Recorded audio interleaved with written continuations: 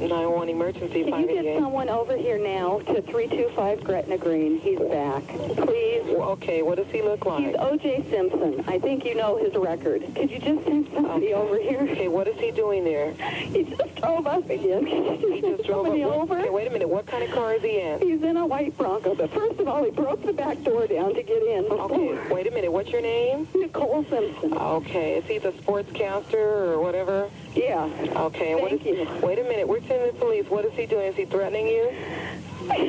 I'm going nuts. Okay, has he threatened you in any way, or is he just harassing you? You're going to hear him in a minute. He's about to come in again. Okay, just stay on the line. I don't want to stay on the line. He's going to beat the shit. Wait a minute. Wait, just stay on the line so we can know what's going on until the police get there, okay? Okay, Nicole? Uh-huh. In 1994, the murders of Nicole Brown Simpson and Ronald Goldman shocked the world and became one of the most infamous criminal cases in American history.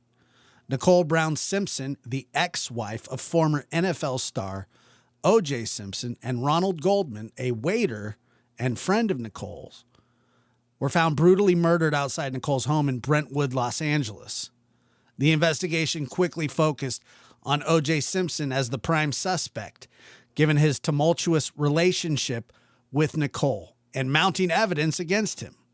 Simpson's highly publicized car chase captured on live television added to the intrigue surrounding the case.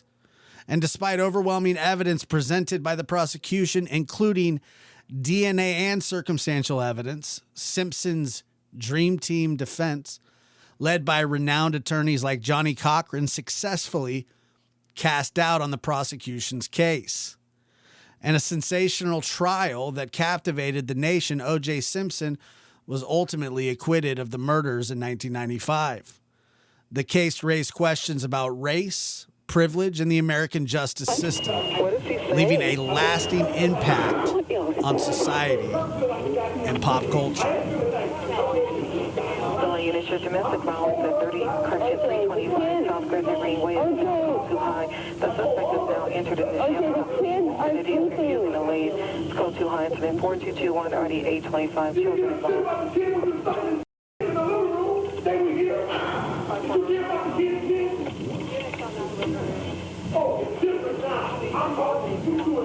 Welcome to the Witness Box. I'm your host, Joshua Diaz, along with my co-host, Chris McDonough, a former homicide detective, and Dr. Gary Bricado, author of The New Evil. And we are honored to have a guest with us today, John Lamb, Chris McDonough's former partner in Oceanside, California, also a seasoned homicide detective.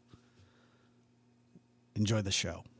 Welcome to the Witness Box, everybody. This is our second episode of the Witness Box. On our first episode, we had Dr. Catherine Ramsland, who was just a phenomenal guest. I'm sure that Chris and Dr. Gary would agree. And today our guest is, and he feels kind of just like, he feels like he just fits right in here. Homicide detective, Chris's old partner, John Lamb. How are you? I'm living the dream. Unfortunately, it's not my dream. Someone's dream. Yeah, land of rams to land of lambs, I guess. Now. Land of ram. Lamb's land. No, actually, I'm delighted to be here because what we're talking about tonight, I mean, Chris and I were working back then, and we saw this unfold while we were still wearing badges. Yeah, and that's gonna be an awesome perspective.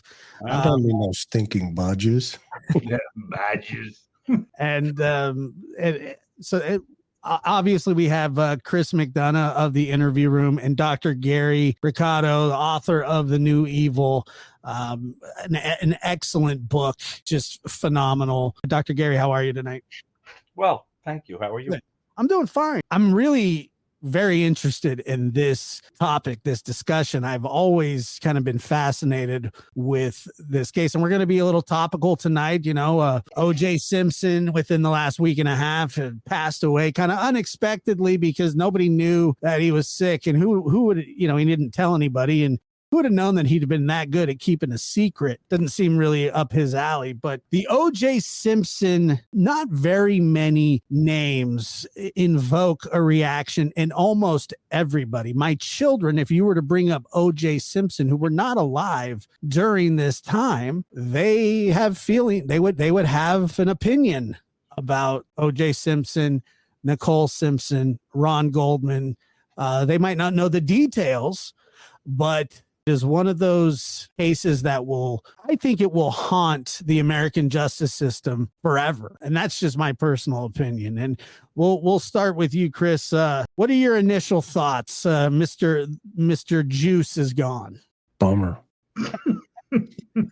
It's funny. You text me, you said OJ died, and I wrote back, good. I had no idea. I just wrote back, yeah. I mean, I'm obviously not a fan of OJ. But the thing was, and Dr. Gary, OJ was such a superstar, even at this time. I liken it to today. Say if somebody like Shaquille O'Neal was picked up on a double murder of his wife and, another person. That's how you Shaq. Can it be LeBron James?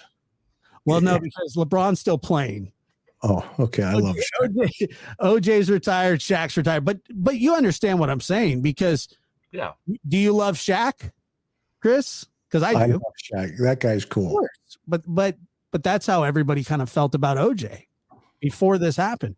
My grandfather, who was a 49er fan, watched them drive down the freeway, and he was upset about what was going on. He was just like, he didn't really understand nobody did the totality of what was happening.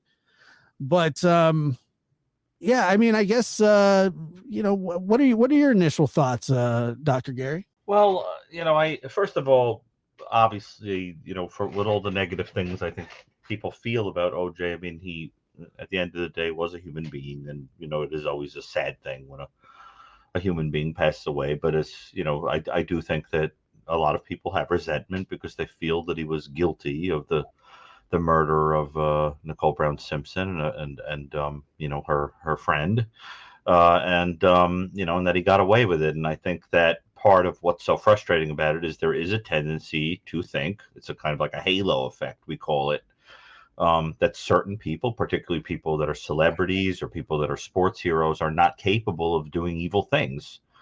And so that I mean, if you think about it, the places where we go see movies, and especially in decades past, and the places where we go see sports, they kind of look an awful lot like places of worship. Actually, to me, movie palaces in the 20s and 30s were pretty hard to distinguish from cathedrals. We put those people on pedestals, and I think we forget that they're not saints. And then, of course, it's a fascinating case, as we'll talk about, because I think it was one of those first cases where the public really was sitting around being interested in something kind of nerdy and obscure, like sitting around thinking about little points about forensics. I think it gave birth to a whole movement of people in the public being interested in true crime to that degree, right? Where It was suddenly interesting to watch on television. It made for juicy television. I think that's the other problem with his celebrity, was that it made us forget that this was real, that we weren't just watching, reality television. And that happens. I mean, we don't have to get into it, but there are a few examples throughout history of people that has happened to. And sometimes it works in reverse. There's a person who comes in as a classic criminal, and then we turn them into a celebrity. And then you have the same thing where you can't see them as having fault because you have them on a pedestal.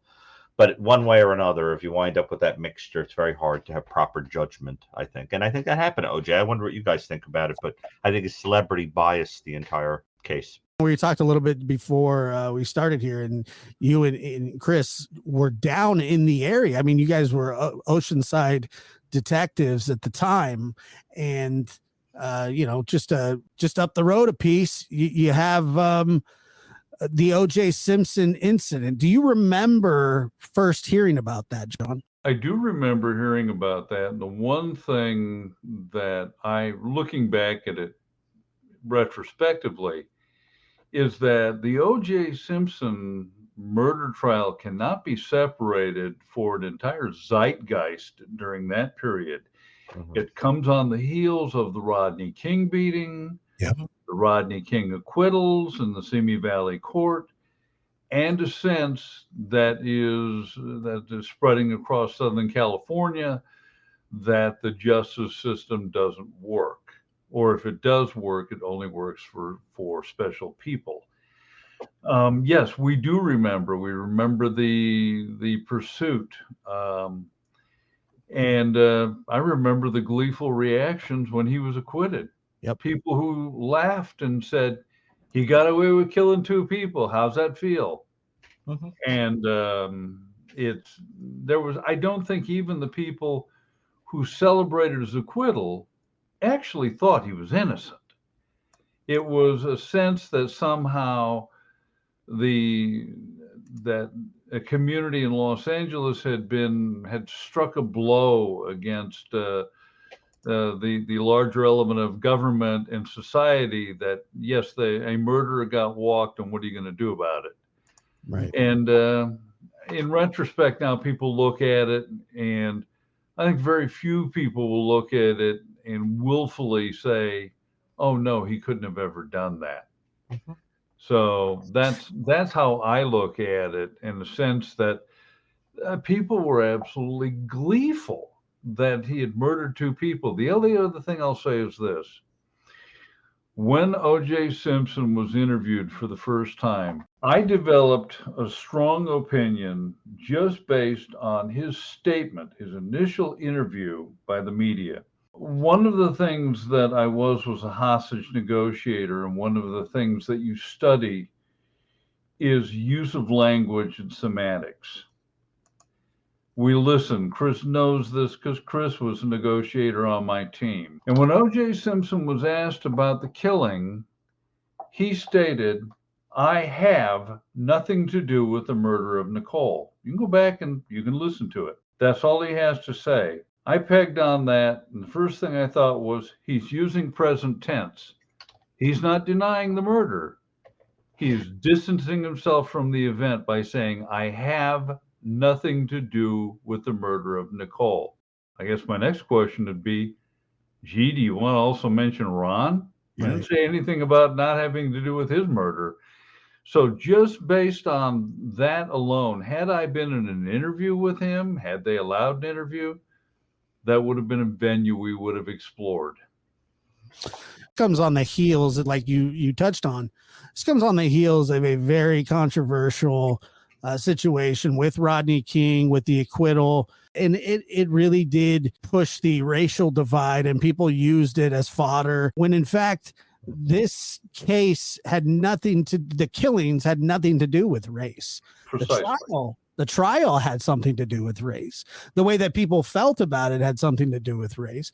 And I'm not blaming the media for it, but they were kind of gleeful in kind of reporting the distinction that, 70% of white people think that he's guilty, 70% of black people think that he's innocent, and they just played this whole, O.J. Simpson himself would tell you that he sort of transcended race, that he wasn't black, he was the juice. Even in subsequent interviews after his acquittal, he would take issue with people going, "Well, you got off because of race," and he would just vehemently just say, "That's not true. These are American people." He would kind of play of that. "I got off based on, facts and evidence." Right. And you're just going, I mean, no, that's not what happened. But let's take it back to June 13th, around 6:30 that evening. Nicole Brown Simpson and her children, after a recital, went to dinner. OJ, for the very first time, was not invited to that dinner. He was pissed about it, for lack of a better term, because he had kind of weaseled his way into every aspect of Nicole's life. And there's journals, we'll talk about those. There's so much that led up to this. So OJ was arrested for domestic violence. Domestic violence, Yeah. 1989. Nicole Simpson had called the police. They responded to the neighborhood, and she came running out, and a police officer, he's standing there. He gets out of his car, and as she's coming towards him, he says one of the first things that he notices is a goose egg on her forehead. And then on the other side, he notices a boot print, like she had been stomped on in the head.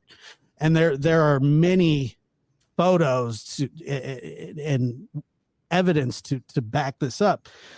OJ was charged with domestic violence that evening, but at the time, domestic violence wasn't what it was today in the court system. You understand? I mean, I believe he did some community service. He pled guilty. It wasn't, anything that was substantial. And probably anger management. I think he did a little bit of that. That worked so well. Yeah, it worked well for him, especially. He met Nicole when she was 17 years old. She was working in a restaurant. He was in his 30s. He was married. He had 2 other children. Met her at a restaurant. And personally, I think that, he kind of started to groom her. He put her up in a hotel, or not a hotel. He bought her or got her an apartment, got her a car, moved his wife out, eventually moved her in. She's very young, very attractive young lady, and he's giving her the world. But her abuse claims go all the way back to like 78, and there's over 60. She documented over 60 incidents of him beating on her. And how many domestic violence calls did you get called into, in your time? Oh, particularly in the city we worked in, and I come from an era where there were no domestic violence laws. I come from an era where we went someplace and it looked like the wife had gone 3 rounds with Muhammad Ali, and she said, I fell on the kitchen counter.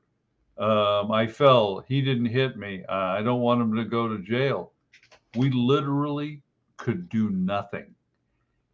So we were very happy when domestic violence laws came in. And Chris, you can back me up on this. In Oceanside, an average night, probably we went to 4 domestic violence calls a night, maybe more. Each. Yeah, I mean, on the beach, every car. Regular. Yeah. And I will tell you that prior to the domestic violence laws, sometimes there was some unorthodox action to prevent further assaults. We had an area that was called Sterling housing. We used to call it sterile housing. But the average age of the wife in there was, married to a Lance Corporal who was stationed out of Camp Pendleton. The average age was 15 to 17 for the wife. Mm-hmm. Okay. And Lance Corporal Bag of Donuts at the time would come home and on the weekends and get all fired up, and DVs would go through the roof. And at that time, what we could do, as John remembers, is we could secure them to the front gate with what they call a field interview card, an FI. Do it with civilians, though. Yeah, we can do it with the wife. We could do it with the Marine, and just go. Here you go. But in this situation, I mean, I think it's important that we lay out the social context of the totality of what we're going to talk about tonight, because, like you mentioned, they had just come off of the Rodney King situation, and what folks forget in '92 when that thing went down. And they sent 250 of us up there from Southern California to reinforce it. And I spent 4 of the 6 days up there in the riots. And what people forget, at that time, there were 63 people that were killed. There were over 7,000 fires that were set, and about over 3,100 businesses that burnt down, and nearly $1 billion in '92 in loss is what they estimated. But what people also forget, there were riots in San Francisco, Las Vegas, Seattle, New York City, and even up in Canada when that thing went down.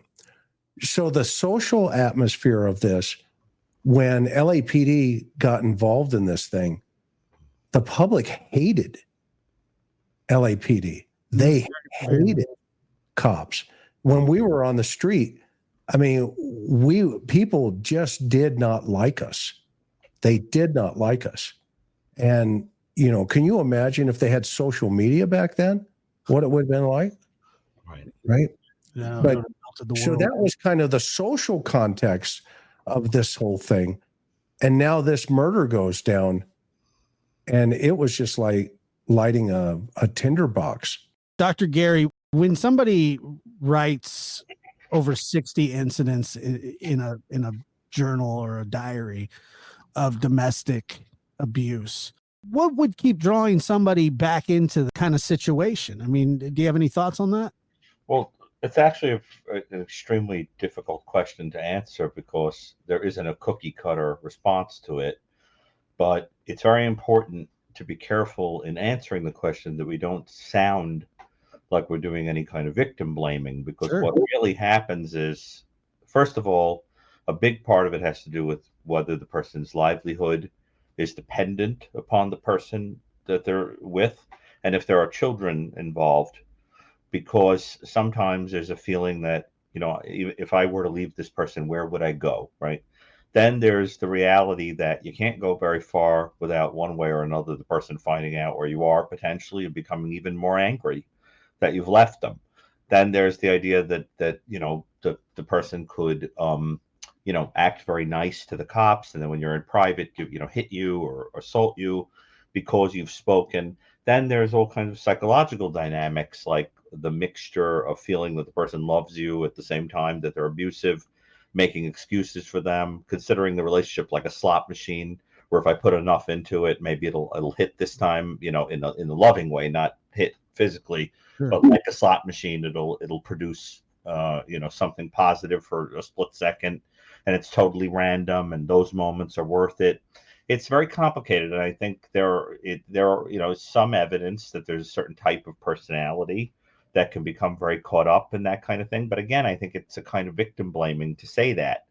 I think at the end of the day, especially when somebody is controlling and mixes love and power, you know, you can get sucked in. It's actually, I always say that a domestic violence situation is like a miniature cult. Basically, it works the same way a cult does, but it's just two people, right? Or a family unit. But it's the same principle. You love bomb. You make a person think that they're very special, that you see them in a way that's, you know, different than anyone else. You're going to take care of them. And then you start being abusive and controlling. And now the person will do anything at all to try to get back to a place where you love them, because you've alienated them from everyone, particularly if they're young. And the other piece of this, I think, is very important, is it's not uncommon to see an older kind of narcissistic, sociopathic guy, you know, of this type that I think OJ was, to be perfectly frank. You know, so a lot of people said that he was kind of narcissistic and sociopathic. That, you know, to have a much younger partner, because the whole idea is you want to control them. They can sometimes be something of a trophy. And I think what you're picking up on, with what's being picked up on with this part of the conversation, is that he was intensely jealous. And I think he had a seething rage and a jealousy, and I think he was afraid that if she interacted with any other men, that if one of those men was wealthy or could take care of her or give her any of the things that he was giving her that he felt warranted her being interested in him, that she was going to go off and somebody else. And as a consequence, he tried to control her. And my sense is that this is very key to understanding what may have been the true motive, if there was a murder here, that it had something to do with that dude coming on the scene and being threatened by him. I mean, Chris, wouldn't you say that let's as a thought experiment, let's say, like I do with Lizzie Borden, who I think was guilty also, let's start from the premise that he did it and got away with it. If we start from that premise, what's the motive? Is he doing it out of fantasy? Is it jealousy? Is it anger? Is it what do you think? Well, you know, I mean, remember, we have to think through what we are always looking for, right? So you're always looking for exculpatory evidence, and we've talked about this many times, in that you're not investigating a person, right? You're investigating information to the about that. So why would he do it, right? I don't know if there was ever a motive that was ever established as to why he would do it. But I think there was enough evidence and information that pointed to, can we exclude him as not doing it? Mm-hmm. And that exculpatory evidence it didn't exist. It never came up. And that was kind of the problem that the district attorney had when she shifted. Marcia Clark, initially, shifted the argument from, well, let's go to empathy for Nicole and domestic violence, right?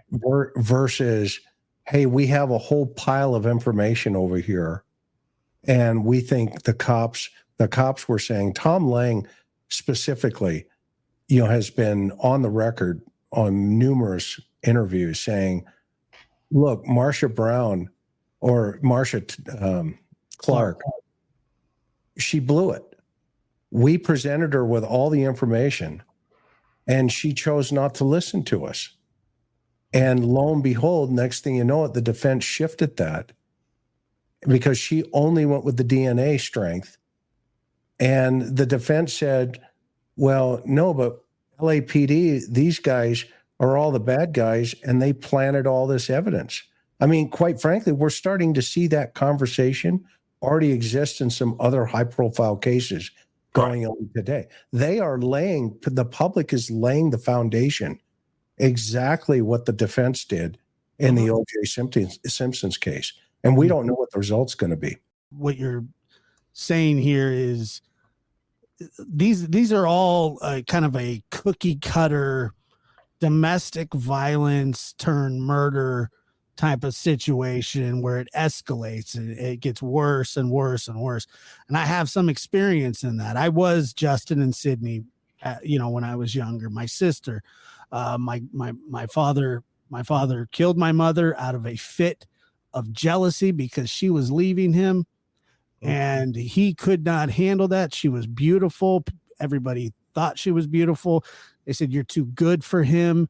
He treats you terrible. And we were leaving. We were moving from where we were to another state. He found out about that, and that just wouldn't do. And what did he do? He went into a jealous fit of rage. And the exact same thing that they said at the OJ trial was said in front of the judge in my mother's. It never went to trial, but the in front of the DA and all the negotiations, that if he couldn't have her, then nobody else could. That was his. That's why some people are afraid to leave. Exactly. This is what's going to happen. And when I asked you the question, and to make it very, very clear that I don't blame Nicole Brown Simpson. No. She was a victim, 100%.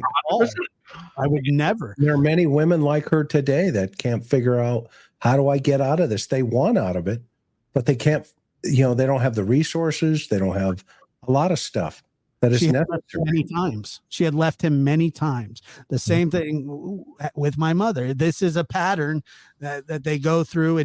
And Dr. Gary, you made a very good point too. They say, between the jealousy and the fighting, they're convinced that there's love there, that there's something there that can change the course of the relationship. And I mean, I'm not a domestic violence expert, but I would say that I doubt that happens. I doubt that there's many cases where that happens. I mean, what would you say to that? No, I mean, I think because a lot of these people are characterologically disturbed, these men, and and these things are going to be present at baseline and have been there for many, many years. But I'll say, having done psychotherapy with a number of people that were affected by domestic violence, one of the things that I have found to be a pretty common pattern in people who are treated like this, and it isn't exclusively women, by the way, is that a lot of times they come from chaotic or abusive childhoods or families, And what sometimes happens is this: you have to understand that for evolutionary reasons, you have to attach to your parents, or you're going to be in a lot of trouble if you're a little kid and you don't. And if your parents are horrible, you still have to attach to them. And so what happens is you get these little dopamine blips, to try to get you to attach. And unfortunately, what that translates to, what that amounts to for some people, is that connecting to a terrible person is associated with a positive neurotransmitter, right? So then throughout life, you have a person who's going, why do I feel a positive thing when I'm around this person who's screaming and yelling, who reminds me of home? Well, because that's how you imprinted it. That was what was associated with someone who was going to keep you from dying because you were a little kid. Now, if you transfer that feeling of helplessness into an adult relationship, you could just imagine how difficult it would be to leave. So you have to understand some of that. The other thing that I want to say is this. We're talking about jealousy and anger as potential motives if he was guilty, being a controlling guy who lost his temper and was jealous and conniving and all that. And in the book I did with Michael Stone and the New Evil, we make a distinction between different levels of jealousy because it has to intersect with personality, right? So when people are very low on the scale that we propose and they purely operate out of impulsive jealousy, which in France they recognize as a justification for crime, right? The crime passionnel, the crime of passion. The idea that a person, any one of us, could become so overwhelmed discovering a wife or a husband or a partner with someone else, to become completely overwhelmed and do something violent. That is very different than the more sociopathic or narcissistic person who is jealous and then schemes to go and do a terrible thing to a person and cover it up and has no remorse. And I think it would be useful just for 2 seconds to give two little examples to show the distinction for the audience, if that's okay. So like, for example, there was an interesting case in Maine of a man called Samuel Collins who was very in love with his wife, who was a very beautiful woman, in his opinion, and was working at a supermarket where she became involved with another guy who worked at the supermarket. And he showed up one day with some flowers to surprise her and caught her kind of making out with this guy. So he went home, called up family members and said, I'm taking my life. This can't be done any other way. And when she came in the front door, he stabbed her multiple times. She died, tried to slash his own wrists. He nearly died. Not long after this, he becomes very remorseful, admits what he did, says that he was completely overwhelmed by feeling that he was going to lose his wife and couldn't live without her. That's one kind of jealousy crime. Then compare that to the infamous case of the Belgian woman Els Kloteman, which is a fascinating case to me, who was a woman that was in a love triangle with the man who was the head of a skydiving group and another woman, and they made an arrangement that they would take turns every other day making love with this guy. Okay, I never understood the fuss, but they were crazy about him, and they made this arrangement. And what happens is one day, Els Kloteman is at the house where this guy is having his turn with the other woman, and she's overhearing them making love. So what does she do? She severs the release cord on the parachute for the other woman, knowing that in a week they're going to do a dive together. And in the cool light of reason, sits around day after day after day, knowing this woman's going to die a horrible death. And then when they get up into the plane, she films the other woman jumping out of the plane, fumbling to her death because she was jealous and wanted to knock her out of the way. Now, you see the distinction. It has to do with impulsivity. It has to do with a forethought, right? Okay, so the question then becomes, what kind of a character would have more forethought? Well, obviously a more psychopathic person who's more reptilian and cold, whereas the other is a more emotional kind that I think all of us could almost understand. They're more human in tone, right? And that person would probably never kill again, and certainly wouldn't boast or try to get away with it. So then you ask yourself, if he was a jealous, controlling killer, what kind was he? Was he the kind that exploded and hurt her too much and she died, picked up a weapon, mutilated her and Goldman? Or did he plot it? Was he more the type that would have plotted it? And that's something I really want the group to discuss, because if it's the second kind, then he must have been a much more psychopathic guy who was amused by having gotten away with it. Because the first kind, that's a whole other animal. And what you're describing, Josh, is a guy in your father who was a person who was seething with jealousy and rage and control needs and all that. And that's the kind of guy that explodes. And if you kill the person, it's in a moment of completely popping, right? That's different.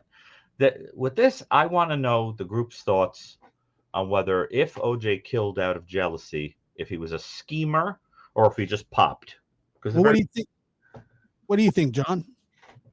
It's an interesting question. There are a couple of things. One of the things, and I don't know if you know this, Chris, but one of our police officers stopped O.J. Simpson in Oceanside in the 80s. How do you know? And he was, the reason why I mention this is O.J. Simpson, I am certain one of his control mechanisms over Nicole was to say, you can call the cops. They aren't going to believe you because I'm O.J. Simpson and they all love me. And the way that O.J. came across to this officer was the sort of, hey, buddy, we're all guys. And yeah, I know I was speeding. And so in that regard, I see him as being essentially manipulative. And I see him also as a person that probably from the time he was in high school learned the lesson that he was never going to be held accountable for any bad thing he did. Because in American society, you don't have to be bright, you don't have to be kind, you don't have to do a lot of really virtuous things. But by God, if you can run with a football, there's your value to the human race. And so he went through high school. He went through college. He went to the NFL. He then went into the entertainment industry, being continuously reinforced that he was never going to be held accountable for anything he did. Right. Now, this leads me to think that, yes, there is some element of scheming to it, but I also view his attack as just literally an explosive assault on two people based on it was a perfect storm of circumstances and his jealousy playing with him. I don't see him as thinking, oh, I'm going to kill them and get away with it. See, now, I agree with you. I agree with you. Now, you see, I'm delighted to hear that you see it the same, because what I think is that he was at baseline a narcissistic, manipulative, controlling guy. But what ultimately happened was that she was slipping away, or he was threatened in some way, and became animal and vicious and aggressive in that moment. Now, I do believe that he hurt her often in those moments where he would explode. And they probably were manipulative tools that were used to keep her down and break her esteem. Because at the end of the day, the point is to make the person think they're so pathetic that they can't live without you, right? Whereas really you need them. You would die without them. So you have to break the legs out from underneath them. But I agree that I don't think he sat around and said, next week I'm going to take this blade and I'm going to do. No. But I think that it was more of an explosion that happened to be in the context of a kind of a nasty personality, which made it especially horrible, once the rage started coming out, What say you, Chris? However, address bringing a knife and the gloves and the mask. So does he bring those as props to show I really mean business? Because the other thing you mentioned is the continuous assaults. So he had assaulted her any number of times and not really put her in a hospital other than that last event. Right. So does he imagine that he's going to scare her? Or see, this is the thing that I'm hesitant to speculate on why he brought those weapons, and why he brought the weapon and the accoutrements to commit a murder. Because I don't think he planned to end up with the sear pin breaking on the knife and it going full auto. Right. Well, that's exactly what I'm getting at. Is that I think the most interesting debate to have about this case is, was it planned or was it impulsive? And I think two people could argue it back and forth. I'm inclined to think that he was a hothead and a controller and a manipulator who thought that she was going to leave. I mean, yeah, and I think it's important also to remember that just a few months before the murders, remember he had filmed a pilot. It was a Navy SEAL pilot called Frogman. Mm-hmm. And in that particular movie, remember they were going to make a movie about it, that one of the scenes is he holds a K-bar knife to the throat of a woman. And that was brought up in the trial, right? And that his character was Bullfrog Burke, who was skilled at night killings. I mean, and so it's kind of interesting.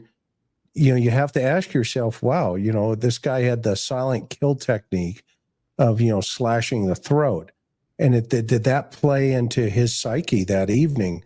Where maybe he's just scaring her, right? I mean, past behaviors are predictive of future behavior. And so we got to ask ourselves, wow, did that even play a role? I mean, the prosecution thought it did, but they never introduced it all. Right. They stuck with just the DNA and they didn't put everything, into the narrative for the jury, to kind of walk away. John, what do you think? Which begs another issue, and we've kind of not danced around it. The prosecutorial team. Now, Chris, you and I have worked cases with LAPD. Mm-hmm. You and I know that there is just a whole portion of the district attorney's office in Los Angeles County of boring-looking guys in suits who do nothing but murder cases. That's all they do. I have some concern that this prosecutorial team was selected because the bulk of them tended to be, at the time, Caucasian males.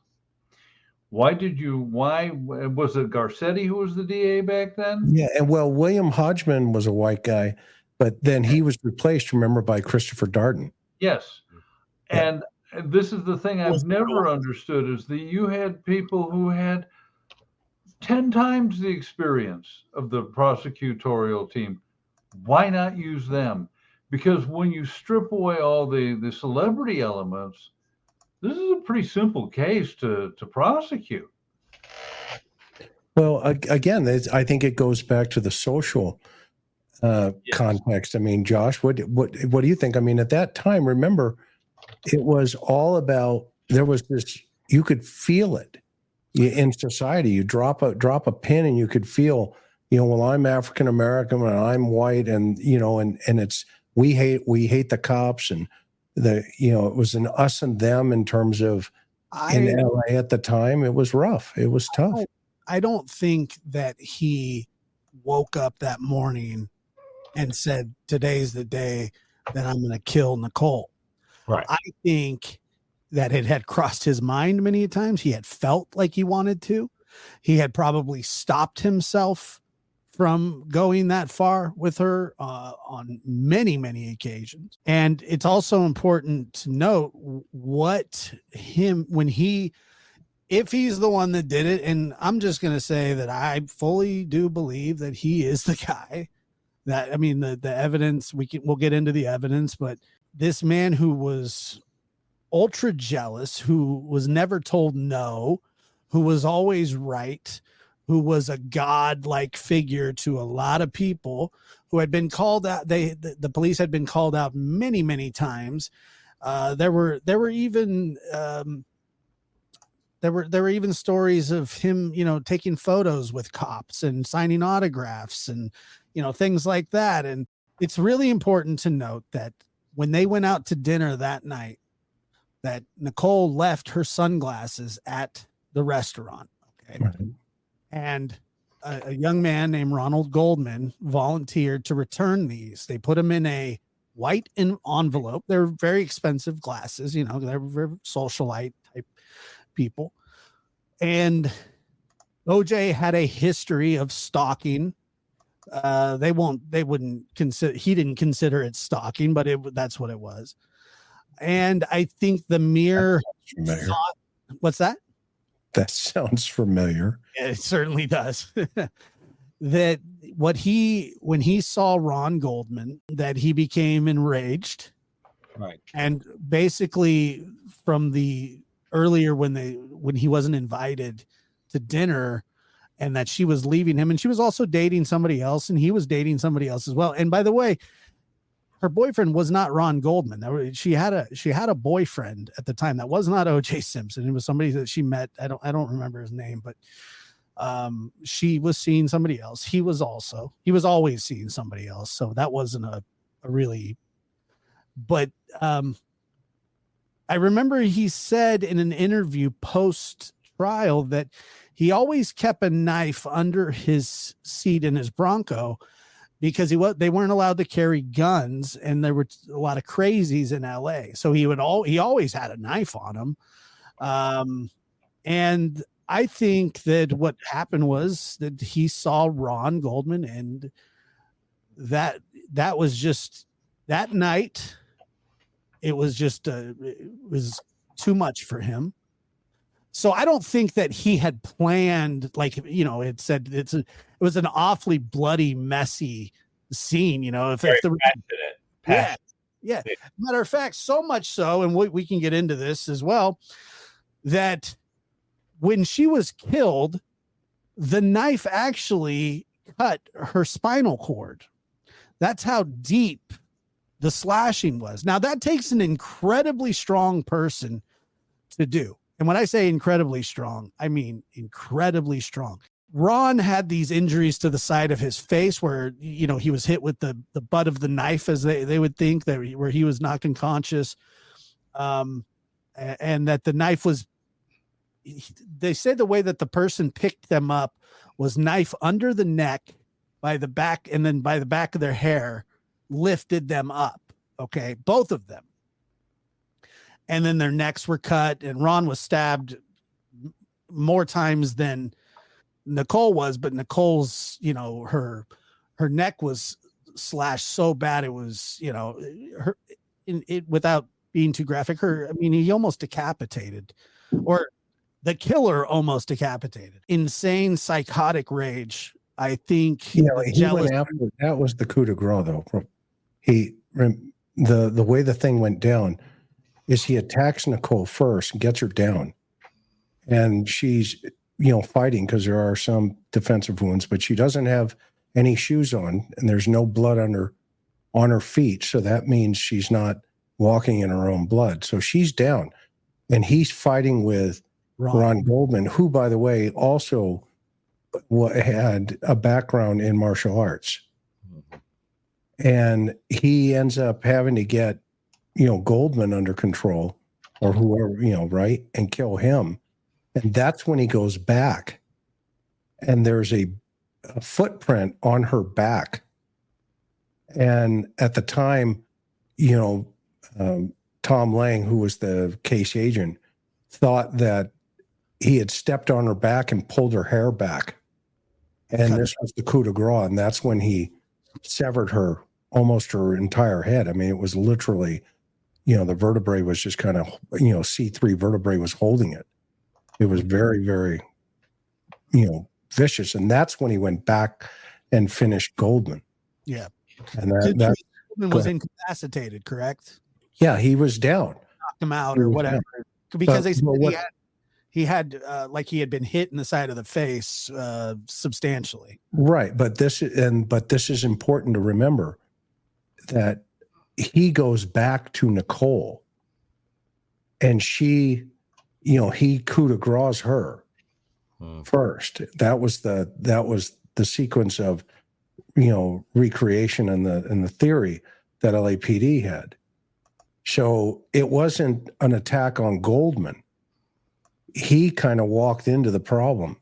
Collateral damage, right? Well, and whatever Doc Gary was talking about, and John, about, they just snapped, and it went to town. Yeah. John, what are your thoughts? Well, I think that as you've described it, the coup de grace. I mean, I've seen that in a couple of murders I've worked, and it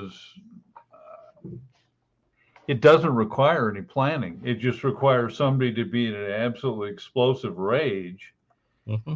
and well, I mean, which doesn't in any way take away the evil of the action, because I figure if you pick up a lethal weapon, the moment you do that, you are buying into every bad outcome that weapon can bring. But I do believe that the sequence of events you've identified is he initially attacks her.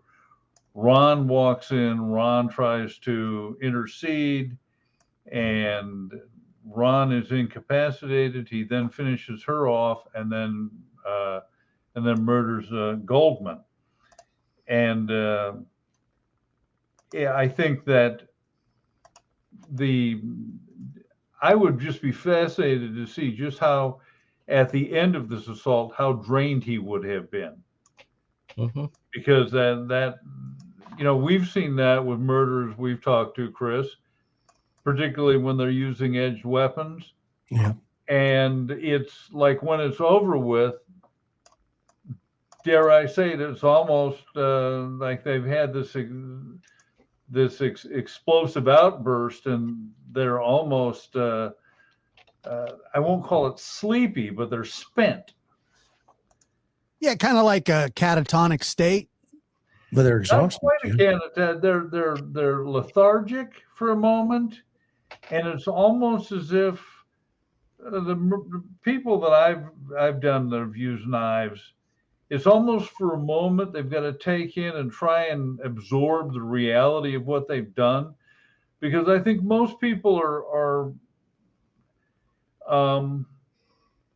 they don't have really an inclination to be using edged weapons. For instance, and this takes it far afield, the American Civil War, all the soldiers had bayonets. Mm-hmm. But less than 1% of the injuries you see in the hospitals on both sides are from bayonet wounds. It's that almost as if you get past into the modern era, where modern humans are far less comfortable with the idea of shoving edged metal into other people. So I'm certain that he would have had this moment where he would have been literally in a state of lethargic fugue, if you will. And then he's got to figure out, what do I do now? And it's so personal, right? An edged weapon is so personal, right? Up and close. So this actually is a point that came up in the Idaho murders, where the question is raised: why were 2 victims left alive? And one of the points that experts have raised, including Ann Burgess on Chris's program, The Interview Room, is that it's very difficult for the general public to understand the kind of adrenal exhaustion a person would be experiencing who just killed 4 people. And he is, in the Koberger case, if he's guilty, I mean, he had talked in his own writings about being dissociative, and you can just imagine a guy kind of blipping out under the stress of the moment and strolling out, in a kind of a daze, and which I think is precisely why he left the sheath. I think it was just an overwhelming, out of control, emotionally shocking kind of moment. But I think that's exactly the thing that, if Koberger is guilty, that he seemed so interested in, the phenomenology of what do you feel when you kill, right? And that's what he was studying at school in the survey. And if he is guilty, he certainly discovered that the feelings were things that he didn't anticipate. But regarding this case, I think you just touched on, Chris, is that the ferocious quality of it is very typical of domestic homicides, where your victim and you're passionately angry at them, and because there is an overkill element. I mean, he was stabbing, if he did it, he was stabbing Goldman after death. We just kept stabbing away. I mean, it speaks to a person who, is just completely overwhelmed with rage. That is not typical of a person who's coming in for no reason to kill these people. like a man. One other point there, though, Gary, is it's also indicative of meth. And remember, there was testimony from Cato that they went to the McDonald's and they copped meth at McDonald's. Okay? So, I mean, when John, remember, we used to say the knife went on full auto. Yeah, that's what I said. The sear pin broke and the knife went on full auto. Yep. And so is it possible, that because they never got his blood that night, right? It was a couple days later that they got him, and also he was cut. His hand was cut. And Tom Lane reported, Lang, when OJ got back from Chicago, his hand was still bleeding. Well, that's interesting, Chris, because I did. Let's talk about the evidence at the scene. Let's talk about the crime scene in and of itself. It was said that Nicole's dog was the one that found them and was howling with melancholy, was very upset, and a man walking, they say it was around 4 a.m, I believe. I don't know the exact time, but that he walked up to the gate, and that there was just what he observed as basically a massacre. There's just blood everywhere, just a terrible, terrible scene. Now, Chris, can you talk? You talked a little bit about the footprints, and you talked about the cut, but when you would pull up to a scene like that, obviously the first thing you would do is tape everything off. But then, where do you go from there? Well, I mean, what our protocol was, and we had it down to a science. I mean, where every crime scene we handled it the exact same way. Patrol would get there. Hopefully, they shut it down pretty quickly, and that there wasn't a lot of cross contamination, going in and out of that place. And then what we would do as a team, everybody from COV would get called out. If it was a high profile situation, you got everybody. And in that situation, there are decisions made. The first one is who's going to be the case agent, who's going to be the secondary, who's going to be the crime scene manager, and then who's going to manage the witnesses if we have extensive witnesses. Because it's imperative that the case agent stay at the scene as much as possible initially to get a flavor for what this thing is going down. And then from there, it's turned over to the crime scene manager, and that individual, along with the supervisor, the sergeant, in which John was a sergeant, would run, static. John's job would have been, and I don't want to speak for you, John, but No, when I was a sergeant, no, you're absolutely covering it. Okay. Well, John's job would be to liaison between the captain or the lieutenant and the captain in the department and the PIO for the flow of information. So that completely freed up the case agent. In this case, Lang became the case agent. Okay, Tom Lang. And Van Adder, Furman, those guys were just kind of, part of the peripheral. And they were ordered to go to the house and notify OJ about the murder. And this is the famous story.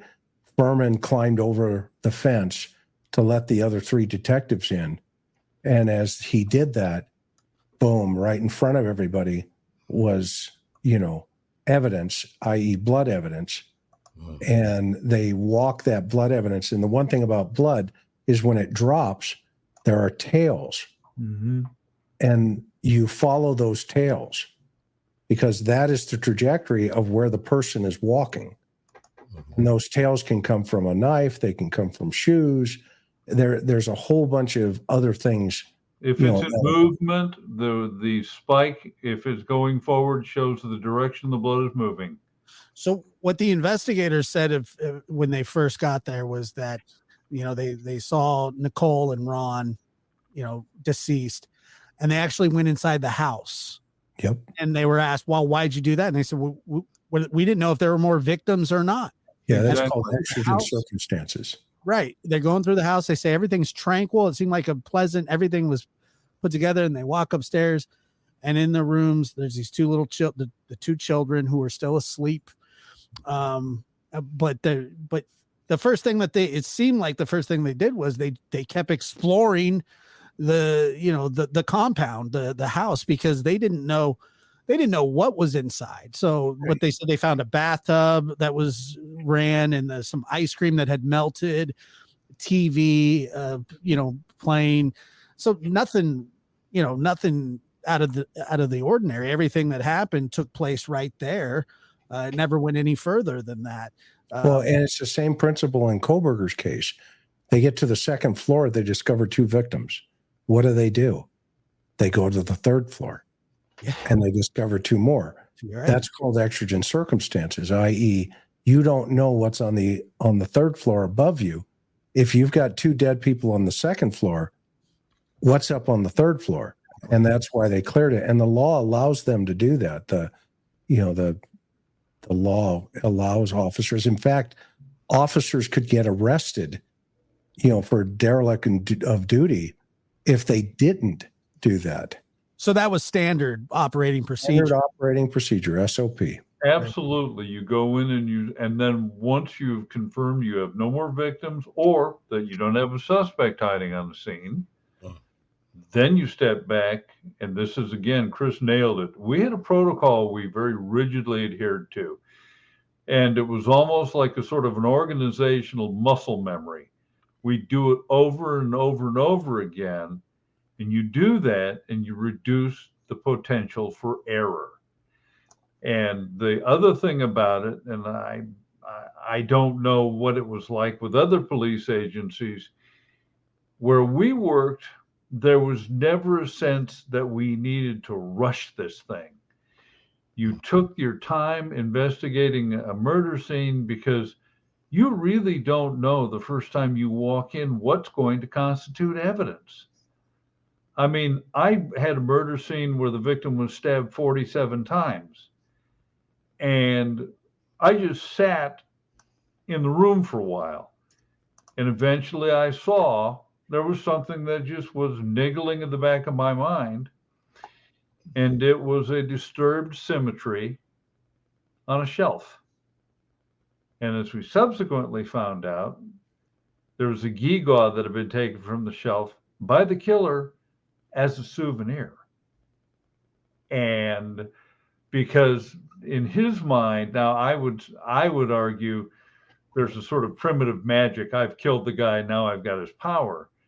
But he tried to explain it as, well, I just wanted to carry this with me. But you don't know when you first walk into a murder scene. You've got to let yourself take your time and just absorb the scene, because it's never going to be that pristine again. Don't forget, if you are interested in all things true crime, The New Evil, written by our very own Dr. Bricado, Understanding the Emergence of Modern Violent Crime, is for sale on Amazon. It's a chilling follow-up to the popular true crime book, The Anatomy of Evil, revisiting Dr. Stone's groundbreaking 22-level graduations of evil scale, a hierarchy of evil behavior, first introduced in the book, The Anatomy of Evil. You can order a copy of The New Evil on Amazon.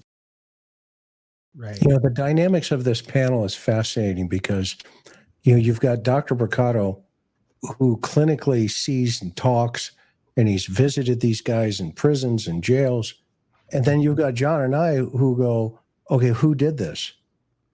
And then when we get them, we go, okay, now how am I going to get this guy to tell me why he stuck the axe in his grandmother's forehead? So I can hand him over to Dr. Bricado, and Gary can take a look at him and say, well, this is the reason why A, B, C, and D. But so there's, even on this panel, there are different mindsets and dynamics. And when you walk and when you get to a situation like this, I love Tom Lang because I've listened to a lot of his stuff, who was the case agent on the OJ trial. He said, this wasn't even in the top 10 for him, because those guys down at Parker Center back in the day, they were handling, just crazy stuff. Absolutely. I mean, going back to Dahlia, and this is where Jigsaw John, worked down there. And so they had seen hundreds of, and thousands of murders over the time. And, OJ comes along, and I guarantee you, if you ever watch him, he's very calm, he's very precise, and he's very succinct. And that's old school gumshoe homicide investigation. We didn't have the stuff that they have today. We didn't have any of that. And so what John's talking about, and what you were talking about, Josh, when these guys got there and they saw A, B, C, and D, they were looking for E, F, G, H, all the way to Z. They were not looking for the person. They were looking for the information. And that's critical to understand in Homicide Investigation 101. Yeah. Dr. Gary, so some of the evidence at the scene, you had a knit cap that was found. You had a bloody glove. I believe it was from the left hand. And that's very important because, Chris, you spoke a little bit earlier about when the guy hopped a plane to Chicago just, not too long after the murders. And there's a photo of, I believe it's his middle finger that has a gash in it that was still bleeding. And they say that the shoe prints that were leading out of the crime scene, the blood was dripping on the left side of those shoe prints. OJ just so happened to have a cut that was still bleeding on his left hand when they were speaking to him. And then I believe the first glove was between Nicole's legs. The second glove is the one that Mark Furman found over at the property, OJ's house. In the bushes there? Or? Yeah. And of course, Mark planted it, right? That was the defense argument. He planted the that, and we could talk about that as well. But OJ was right-handed. Right, but there was the glove did not have a slit in it. There was not a cut in either one of the gloves. Right. And so the theory was that he took it off to personalize it again, or, that he had to hold that knife. And that's how it ended up between her, in between her body, almost like the sheath. And in the Goldberger case, how does a sheath end up, next to her, almost close to underneath the body? Well, the killer was looking for their knit cap as well.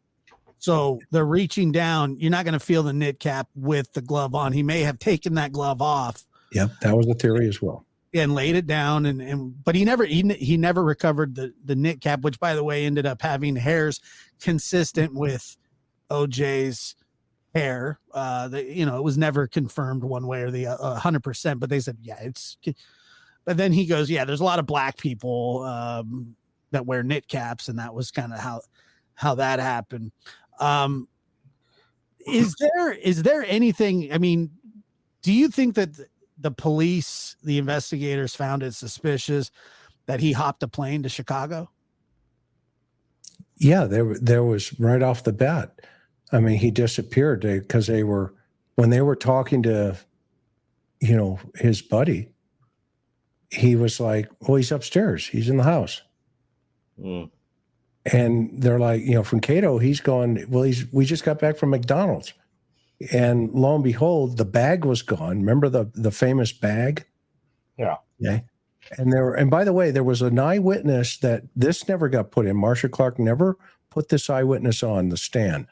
There was an eyewitness right after the murder that said OJ passed her in the Bronco leaving.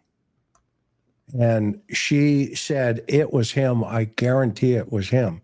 And they never put her on the stand. Marcia Clark stayed focused only on the DNA evidence. So the bag became now critical. Where's his clothing? Where's this? Where's that? And there's one witness at LAX that says they see him near a trash can, and he puts this bag on a trash can, and then he's seen reaching into the bag and putting individual items into the trash can. Okay? And then the bag disappears. And from that point, Was that not the bag that Robert Kardashian had? well, that's where they ended up believing that's where he took it, because Kardashian ends up picking him up at the airport.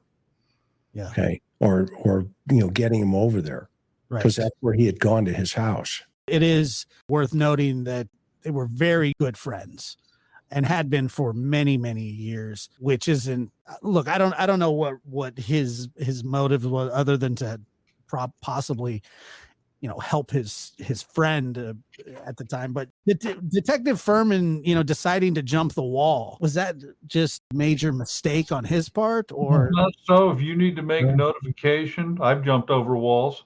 Yeah. If you need to make a notification, particularly death notification, I mean, if a gate's locked, and you've been told by your commander, oh, you need to notify O.J. Simpson that his wife's been murdered. Well, you're not going to go, well, yeah, we couldn't get in, so we left. Yeah, it's not uncommon, wouldn't be uncommon at all to go over a wall to make a notification. Gary, do you think they suspected OJ because they found a blood spot on his Bronco, right? They have this grisly murder that just happens down the street. He didn't live very far from Nicole at all. And they find a trail of blood. They find blood leading up to his Bronco. They find blood on the outside of the Bronco. They find blood on the inside of the Bronco. I mean, OJ really had to be their immediate suspect, even though it took a week or so for them to draw up a search warrant, or not a search warrant, but an arrest warrant. I mean, when you're looking at a domestic situation, most of the time you are going to be inclined to think that it's going to be the male partner, because statistics strongly suggest it. I mean, Chris and John, you can tell me if you found that to be true, but statistics suggest that more often than not, in a domestic situation where there's a murder, that it was the male partner. Isn't that true? Well, particularly if the victim is in the victim's home, or right, because random attacks inside of homes, depending also on the hour and everything. But yeah, our first person we would look at, unless they've got a rock solid alibi, and even then we'd look at them, would be the spouse. Right, and there's no robbery, and no. But this leads me to my next point, which, because you were asking me about the crime scene, Josh, is that one of the things that I have seen to be very typical in domestic situations where there's a homicide, where there's a murder, is staging to make it appear that somebody has broken in, they've left their weapon, they left their mask, they left their. And one of the things that I would have been suspicious of, and I'm curious what you guys think from a law enforcement angle, is the question of whether there was any staging to give the impression that an intruder had come in and done this. Because a person who doesn't really do his homework with regard to crime or have experience, wouldn't realize that it isn't really very typical without a robbery or a sexual motivation for a person to just break in a house and kill some people for no reason. There has to be so I mean, once you've taken off the table robbery and sex, then what? What reason would there be if it wasn't a domestic issue? And, this is something that comes up a lot for you and Chris, for you, Josh and Chris, when you discuss the Summer Wells situation with this depiction of an outsider who breaks in. We saw that also in the Lizzie Borden case, right? Somebody must have came in and killed Dad and my stepmother. Well, why didn't they rob anybody? Why would they do it? Is it a madman who came in and did it? That kind of thing. Somebody high on drugs. Chances are there's a motive. So I'm just curious if you guys, if you would have given, if you were investigating it, if you would have thought at all about the possibility of staging. One of the things that a psychological profiler told me years ago, and it was a sliding scale, and this goes back to who we look at. Right.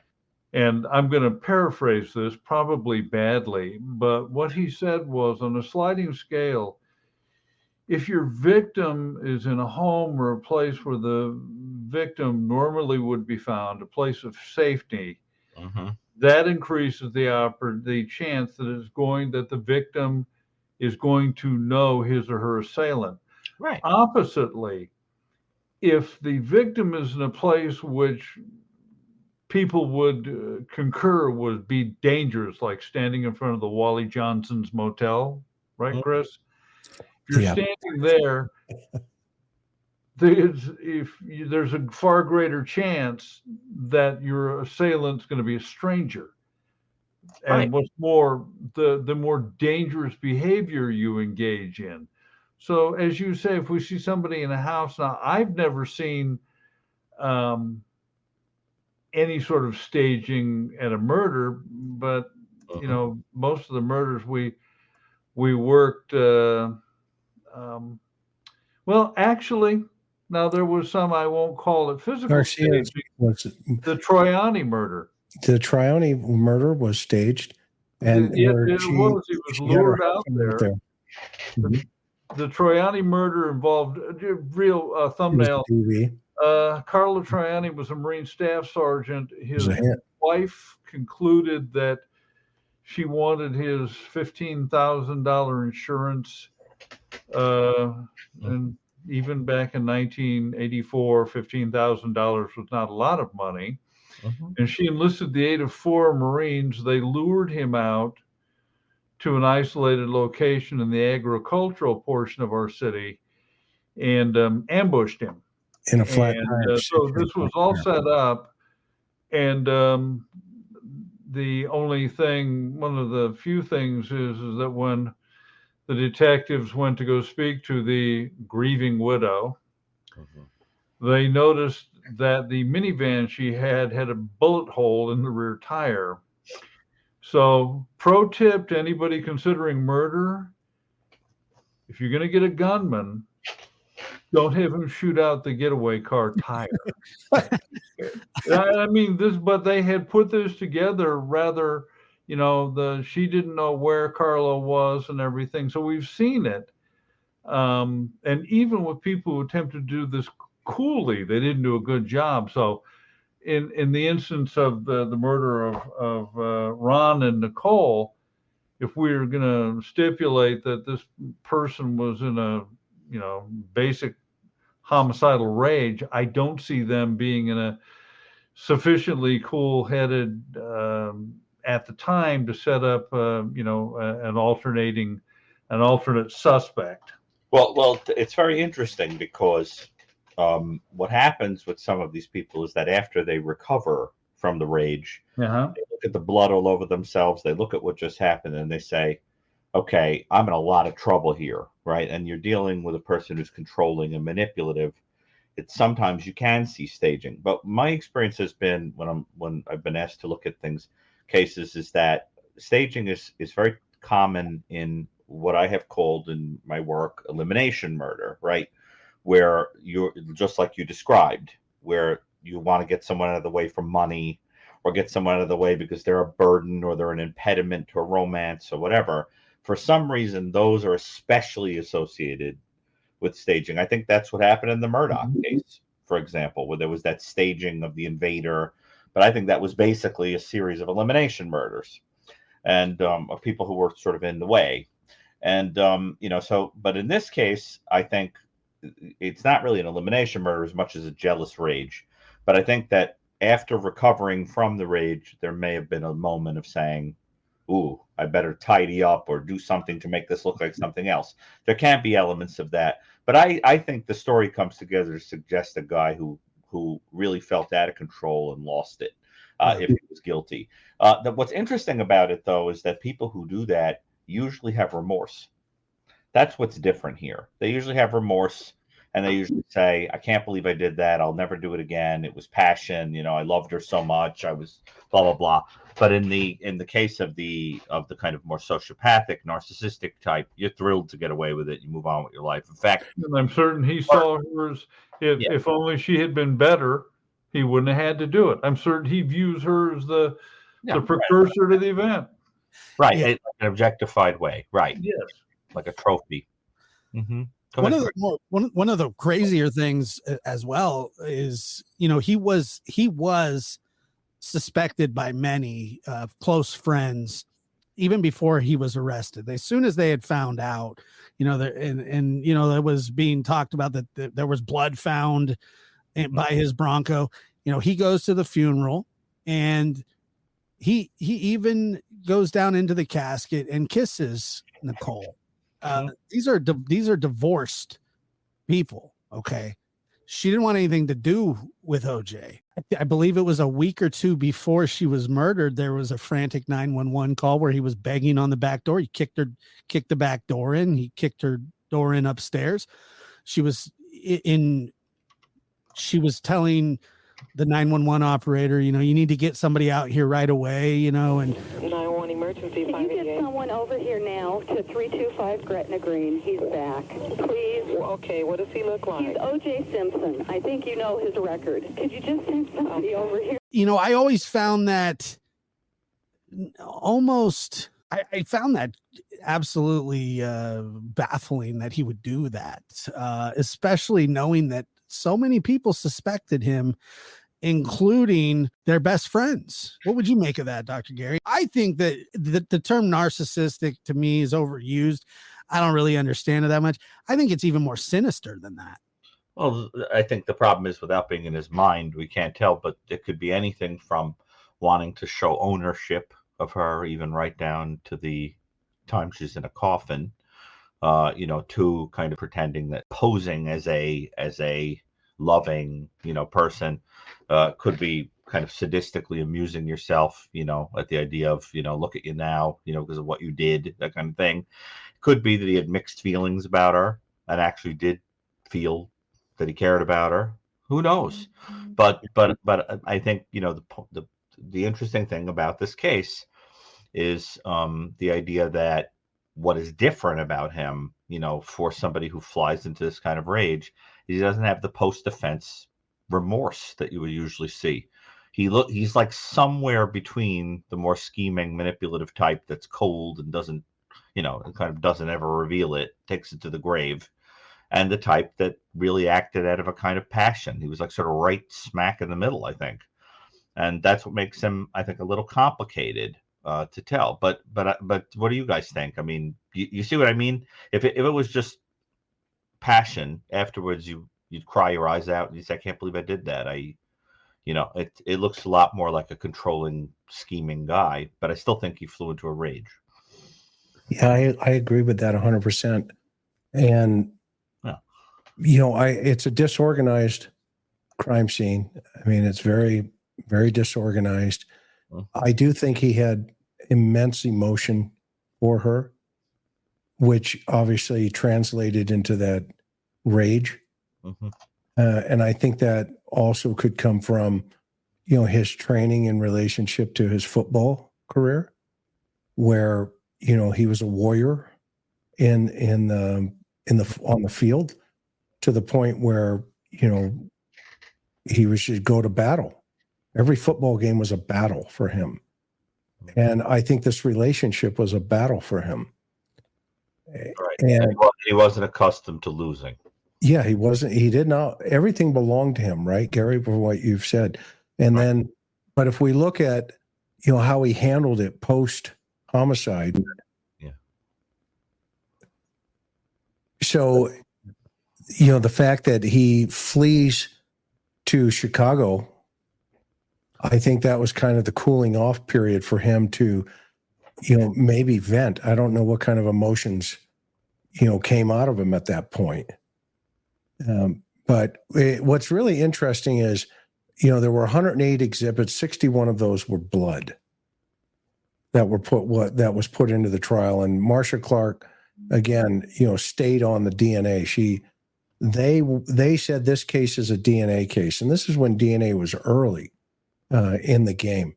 And her opening statement was, and I'm reading it here, it says, a trail of blood from the Bundy crime scene through the Simpson Ford Bronco to his bedroom at Rockingham.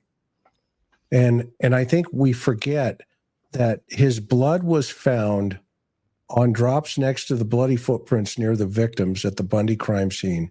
And the probability at that time was 1 in 9.7 billion that it did not belong to him. And it was 1 in 57 billion that it would have another African American's blood. Yep. And then Simpson's DNA was found on a trail of blood drops leading away from the victim towards the back gate of the Bundy residence. 1 in 200 billion.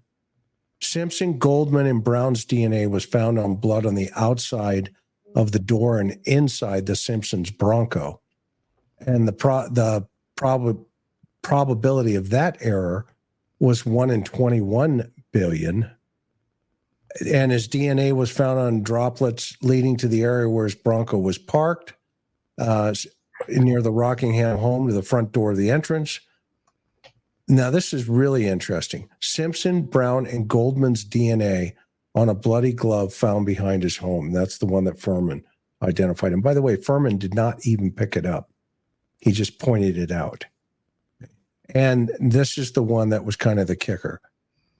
Simpson and Brown's DNA found on blood on a pair of socks in Simpson's bedroom. The possibility and the probability of error on that was 1.6 to 8 billion in error. So you have to go to another planet, Maybe galaxy. and find the donor of that blood. Right. And that's why the defense attacked it so heavily. And I think we're going to see that coming up in the Kohberger trial. I really believe, and I've said this for a long time. Gary, you've said it. Josh, you've said it. They're going to attack the DNA. It will be a fight. There was a fight, and it's in all the motions. There was a time where DNA was the gold standard. Now it's attacked viciously. It's attacked scientifically. The people that handle it were morons. They were cross-contaminated everything. They do, the way that they, there's so many cases where DNA is people. First of all, people think that every crime scene has DNA, and Chris, you could attest to that's just really not the case. If you can get a print, if you can get a footprint, if you can get blood, semen, whatever it is, even just any of it. I mean, that's kind of a blessing to investigators. There was a mountain of evidence against OJ, insurmountable in a lot of people's eyes. And Marcia Clark, you're right about that. What she did was, at first it was, OJ was an abuser, he did this. And then she totally abandoned that. Go ahead, Chris. No, if we look at what the strategy was in 1995, okay, the defense put on microbiologist, a guy named John Gerdes, Gerdes. You know what he argued? PCR DNA was basically junk science. Okay. You know what we're hearing in the motions? If you go look at the Kohberger motions, what is Ann Taylor saying? Touch DNA is junk. IgG is junk science. It is a carbon copy playbook for defense. Back then in 95, PCR was brand new. Today, PCR it's put thousands of people in jail. Mm-hmm. Right. But this was brand new. And IgG is new, investigative genetic genealogy. And so, but the difference today is social media. Back then, we didn't have social media. It played out in the courtroom. Today, it's going to play out in the court of public opinion. And who knows where it could go. Well, they put Mark Furman on trial. It became the Mark Furman trial. All the cops went on trial, remember? That's what happens now in most cases. So say you have a client, you're a lawyer, you have a client that's confessed, okay? He wants to recant his confession, but he went on record. He confessed to the cops. Then they do one of two things. They say that it was coerced, or that the person's handicapped or something, and they didn't know, what they were, or a mixture of both. A lot of the times they say, well, this person has an IQ of 60 and that they're, they've been coerced, and they go after the procedural aspect of it, and not the evidential, or the evidence that is brought up, because it's really hard to defend somebody who has confessed. You don't have a lot of options there, right? So you don't have a lot of options when you're defending OJ when it comes to the blood, other than to say, well, look, that was obviously planted by the racist Mark Furman because he doesn't like black people. Well, there were jurors after the acquittal would say, well, just because he was a domestic abuser doesn't mean he was a murderer. And I would submit to you that just because Mark Furman used inappropriate language racially didn't mean he planted evidence against OJ. The evidence spoke for itself. Where is Mark Furman going to get OJ's blood and drop it all the way to his Bronco, put it on his socks, put it on the gloves, the glove that he never touched, by the way, like you said. And, very early on, I don't know how, but it was pretty early, but they wanted Mark Furman's record really, really early, because they knew exactly what, their strategy was going to be. And I wouldn't say unfortunately, I thought it was unfortunate.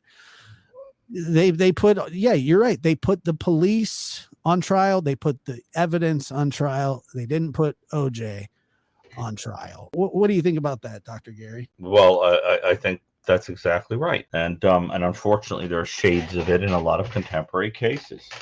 That's, I think, past this prologue with this, we haven't really learned our lesson with this. But I also think the important point was made about the court of public opinion. That's very important because it works a lot of different ways. First of all, it can lead to a jury pool being completely tainted, but it can also lead to a situation where even if a person is acquitted, no one's ever going to believe it because the mind's been made up about him. Here we are speaking about OJ, and there have been points where we've forgotten to say, he may have been guilty, but he was acquitted, right? It just seems so commonsensical that he did it, that we talk about it as if it's a fact. But the reality is the man was acquitted, and no one was ever able to see him any other way, that he was guilty. So I think that it can work that way too. I often think about what happens if, for example, in the Kohberger case, what if he does get set free? Will anyone ever be able to see him any other way? What kind of life would he have? What kind of career would he have? What kind of, what happens? And, that's a really scary thought, about that can happen. So it's just, there are different things that I think this case really made people start to think about. In a criminology program, you've got to talk about the OJ case. It changed the way we think about cases, and it made a case into a kind of spectator sport. I really want to drive that home. I think, and I think that's also important to dovetail into what you're saying. Right. It's also important, though, to understand the mindset of the police. Yeah, right. The mindset of the police is catch the murderer, find the guy that did this. Yeah, so right. It's not the mindset of the jury or the courtroom that says allegedly he did this. Exactly. No, it's the mindset of the cop that says you're under arrest. There's evidence here, probable cause that says you did this. So I'm arresting you. Have a great day. Mm-hmm. The mindset of the cops for Kohberger, for an example, is he's the suspect. He's the guy. They got their guy. And in fact, in the press conference, the captain came out and says, we got our guy. And that blew up unbelievably. But if we just use back in the OJ case, back in the day, right? Mark Furman, 8 years earlier, is doing a screenplay, and he's asked to use the N-word 41 times during the screenplay. the defense gets those tapes and puts him on the stand. And remember, F. Lee Bailey at the time crucifies him. Yeah, they set a trap for him. Yeah. I mean, and so we got to ask ourselves, okay, did O.J. Simpson kill Nicole? To me, as a cop at that time, yeah, he did it. End of story. 10-8. All units cleared. Yeah. Let's move on to the next one. I don't have any doubt in my mind. We used to say, let the jury sort it out with the DA and the defense. But today we're so afraid because of social media, because of the way people see things. And, we're walking on eggshells as a society. We can't even figure out what chromosomes belong to people. Yeah, that's true. And I'm asking myself, okay, well, when this is all over in 100 years and they dig us all up, what bones are they going to see in our hips? They're not going to care, how we identified ourselves in the world. And an anthropologist is going to look at the bones and go, male, female. Yeah, it's science. Next. Right. Yeah. Biology. And they're going to look back and go, man, those people were stupid back then. The whole society was dumb. And that's, goes back to the Roman Empire, right, Gary? I mean, the Catholic Church, the Roman Empire became a church. It wasn't a society, it was a church. And that's why it collapsed. When Constantine stepped in and fixed things, we're repeating our historical aspect. And when we don't have, when society doesn't have the ability to say, as my brother says, and he's a professor of, different things. My brother says, when you don't have the ability to have speech, you turn to bullets. And that's how every war ever starts, because we're not able to express the truth in relationship to whether or not this guy did it. I mean, here we are, he's dead, and we're kind of saying, well, I don't know. And when his friends, even his friends are coming out today. Recently, Cato, he's got a podcast, by the way. Cato came out and said, yeah, he did it. Of course. This is the guy that was put on the stand and said, well, I'm not really sure. I'm going to dance around back then. And so I don't have a problem to say that O.J. Simpson killed Nicole. The only reason I can say that in my heart is because how did his blood get there? I mean, you have to go to another planet and say, okay, it's not his blood. And they attacked the science. They didn't attack the fact that he has 6 pints of blood in him. Right. And a small amount of that somehow got out of his body around the 2 dead victims. There were three DNAs, 3 different DNAs at the crime scene. 2 victims that were dead and O.J. Simpson. Nobody else. You got nothing else. You have 3 samples. Right. OJ was the only one of them that was alive, who also couldn't account for where he said, well, I was at home asleep, but then he takes a plane to Chicago, and he has a cut on his hand. I'm more in tune with the fact that, OJ was found guilty in a civil trial not too long after, and was held responsible for the wrongful deaths of Nicole and Ronald Goldman as well. Now that's a civil trial. That's a trial nonetheless. They saw the evidence. They saw the same evidence that they saw at the criminal trial, and he was found guilty. Remember Cochran, Johnny Cochran, who was a brilliant. Yeah. He was a brilliant defense attorney. O.J. Simpson in a knit cap from 2 blocks away is still O.J. Simpson. It's no disguise. It's no disguise. It makes no sense. It doesn't fit. If it doesn't fit, you must acquit. And by the way, my son played hockey with Shapiro's boy. Oh, cool. Oh, nice. Okay, up in L.A. Also anyway, a great lawyer. Yeah, Johnny Cochran, by the way, in his closing argument to the jury, He says he refers to Furman and Van Adder as the two devils of deception. That's the lead detective I'm talking about. These two twin devils of deception. And think about them and keep them in mind. And he implored the jurors, stop this cover-up and acquit Mr. Simpson and send a message to the police, which was basically interpreted as, an appeal for jury nullification. Find him not guilty. And they did.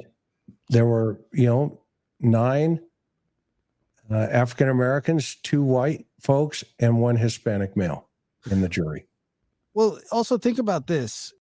The glove, when they asked him to, that famous line, if the glove doesn't fit, you must acquit. And, he had the latex glove on. And I believe it was the prosecution that said that they wanted him to try him on. He wasn't under oath. He didn't have to answer any questions, which is baffling to me. What they did was, which I thought was a huge mistake as well. They had him try on these gloves. He walks over and he's having communication with the jury, nonverbal, but he's going like this. And he's going, these people are sitting there looking at OJ and going, this is the first time that they're that close to the man, and he's doing this and he's tugging on those. And then he goes verbally out loud. He goes, they're too small. He's not under oath. He's not being questioned. There's no cross-examination. Right. Nothing. But he gets to tell them, these aren't my gloves. They're too small. O.J. Simpson had rheumatoid arthritis. His hands were very swollen most of the time. He stopped 6 months before that. They knew that he was going to have to try on those gloves at some point. He stopped taking that medicine.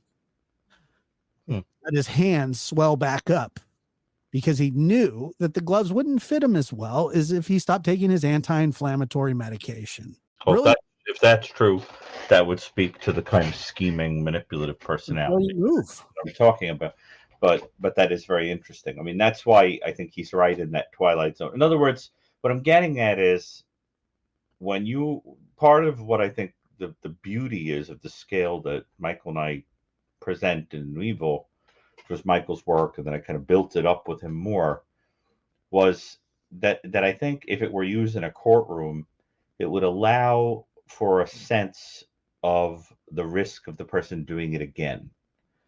And if I guess what I would say is that if OJ did it, that's the kind of guy that even though he would explode into rage and so forth, I think would be at risk of doing it again, because at baseline, he had that manipulative, nasty, controlling quality, so that, that he could be somebody that could do it again, but it would be because he had no control whatsoever over his rages and his control. I mean, I don't mean that he wasn't culpable if he did it. I just mean, well, he went to jail fly into rages. Right. Yeah, he went to jail for armed robbery for 8 years. Right. Exactly. And I think Simpson became a symbol for a fractured society. Like a martyr? Well, not a martyr, but back in remember 92 when the riots started. And by the way, this was all through my career. And because where I'm going with this is, I think he became symbolism of a fractured understanding of human condition between, us and them. It was this idea that the cops, that the government, everything was about, corruption, yada, yada. This is the guy, and he's going to, be that symbol that's going to give us all of this, whatever society was looking for at that time. Remember, juror number 9 was a guy named Lionel Cryer, Cryer.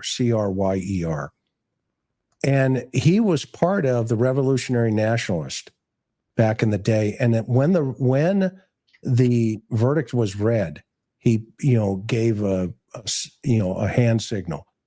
And what we're witnessing today, even as we're on this podcast and recording tonight, is you have this fracture of society again happening right in front of us, where you have this, October 7th thing that happened. And Gary, you mentioned this recently, where, 1,200, 1,500 people were slaughtered in their beds, sleeping. And yet tonight at Columbia University, you have the cops who are the bad guys. And this is, I think, we're starting to see a repeat of what took place right after the O.J. Simpson verdict. And go ahead. Well, what I had mentioned was that we that October 7th gave a kind of a significance to the Passover holiday. Right. But with regard to this other point that you're making, I mean, I think what you're touching on is the idea that part of the contemporary idea is the construction of truth, which is actually an idea that really has its origins in communism, is the idea that truth, particularly through the media, can be constructed because it's necessary to hold a society together, and that particularly if you have an atheistic view, that truth could be toyed with, which was very, very typical in the Soviet nations. But the other thing that you're saying is the notion, which I think has its origins really in Freud, taken out of context and abused as is the idea that superego, conscience. Id. It's the idea that the superego, which is supposed to be holding the id in check, is bad because it inhibits you, right? So the idea is you're supposed to hate and push against, rail against this rigid part of the self that's keeping you from enjoyment and happiness. But this is, of course, an abuse of the construct as Freud posed it. The idea isn't supposed to be that you throw the superego and all of its and everything that embodies it in life out the window. It's simply supposed to be that you try not to live a rigid existence while also behaving appropriately, right? So it's supposed to be about balance, not about French Revolution style hurling of authority figures, out the window or guillotining them or something, right? Right. So I think what you're talking about, just to kind of put it, so the audience understands what you mean, is I think what you're talking about is the idea that there's this weird reversal where the superego figures are viewed as bad, right? And so how dare they try to impose law and order, or how dare they impose some objective truth? How dare they? And this, I think, is part of what is disturbed about the contemporary society. The problem is that it's also important to understand that there are abuses that do happen within authoritative structures. They happen in churches, in synagogues, and in mosques. They happen in police departments. They happen in hospitals. I could tell you stories of physicians and police officers and priests and rabbis and imams and so forth that have committed horrendous acts. Agreed. They do tend to be the exception. The notion that it's a systemic thing is, I think, a little bit exaggerated. And I think, particularly when you were talking about the defund the police movement, I think that all it took was a few minutes of people going through the thought experiment of what society would look like if you entirely removed a police department. I think made people go, okay, wait, let's think twice about that. We would be in an enormous amount of trouble if we didn't have people put their lives on the line to do these things. I mean, the average day in the life of a cop is pretty bad. I have had quite a number of conversations with people in law enforcement, and it is a remarkable thing what they have to deal with. I mean, you were talking about domestic violence earlier. What I was going to say when John was here also is that police officers I've talked to have said that domestic violence situations are often the most dangerous situations that they step into. Correct. They talk about how a domestic violence situation is exactly the one you're going to get killed in. Because I've been hit in the head with a frying pan. I've had a crystal ashtray thrown at me. Mhm. It hit me in the head. I've had a brick thrown at me, hit me in the head. Mhm. I have a hard head, by And the you're way. thinking you're the bad guy. And I've been thrown They're over very a guy's, dangerous, Chris. They're I was very. thrown over a guy's shoulder one night, and he threw me up onto the counter in the kitchen. We were fighting, Uh-huh. and he ran into the back bedroom to get a gun. And I got the wife and the 2 kids out of the house, and shut the house down. And it turned into a SWAT incident. But anyway, yeah, to your point, they're very dangerous, extremely dangerous. Very dangerous. But because that's when you're dealing with what we've been talking about here, which is that it's inside the house that you have these passions, people that are not meticulous and calculated, but are like raw animals that are overwhelmed with emotion.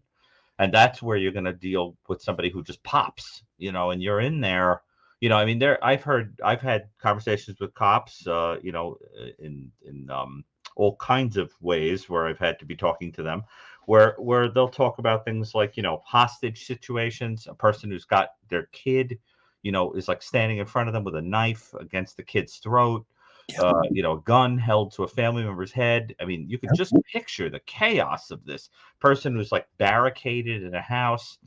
And I think, look, I can understand people who get angry about people who abuse power, but at the same time, to think that, you don't need the authorities is really depressing. I mean, that's that's what I was mentioning.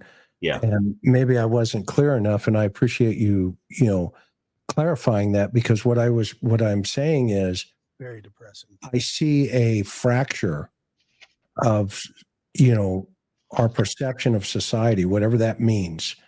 Okay? And it's manifesting itself into this hatred to one another. Yes, exactly. And we see it on social media more than any place, because it's like the Wild West. There are no boundaries.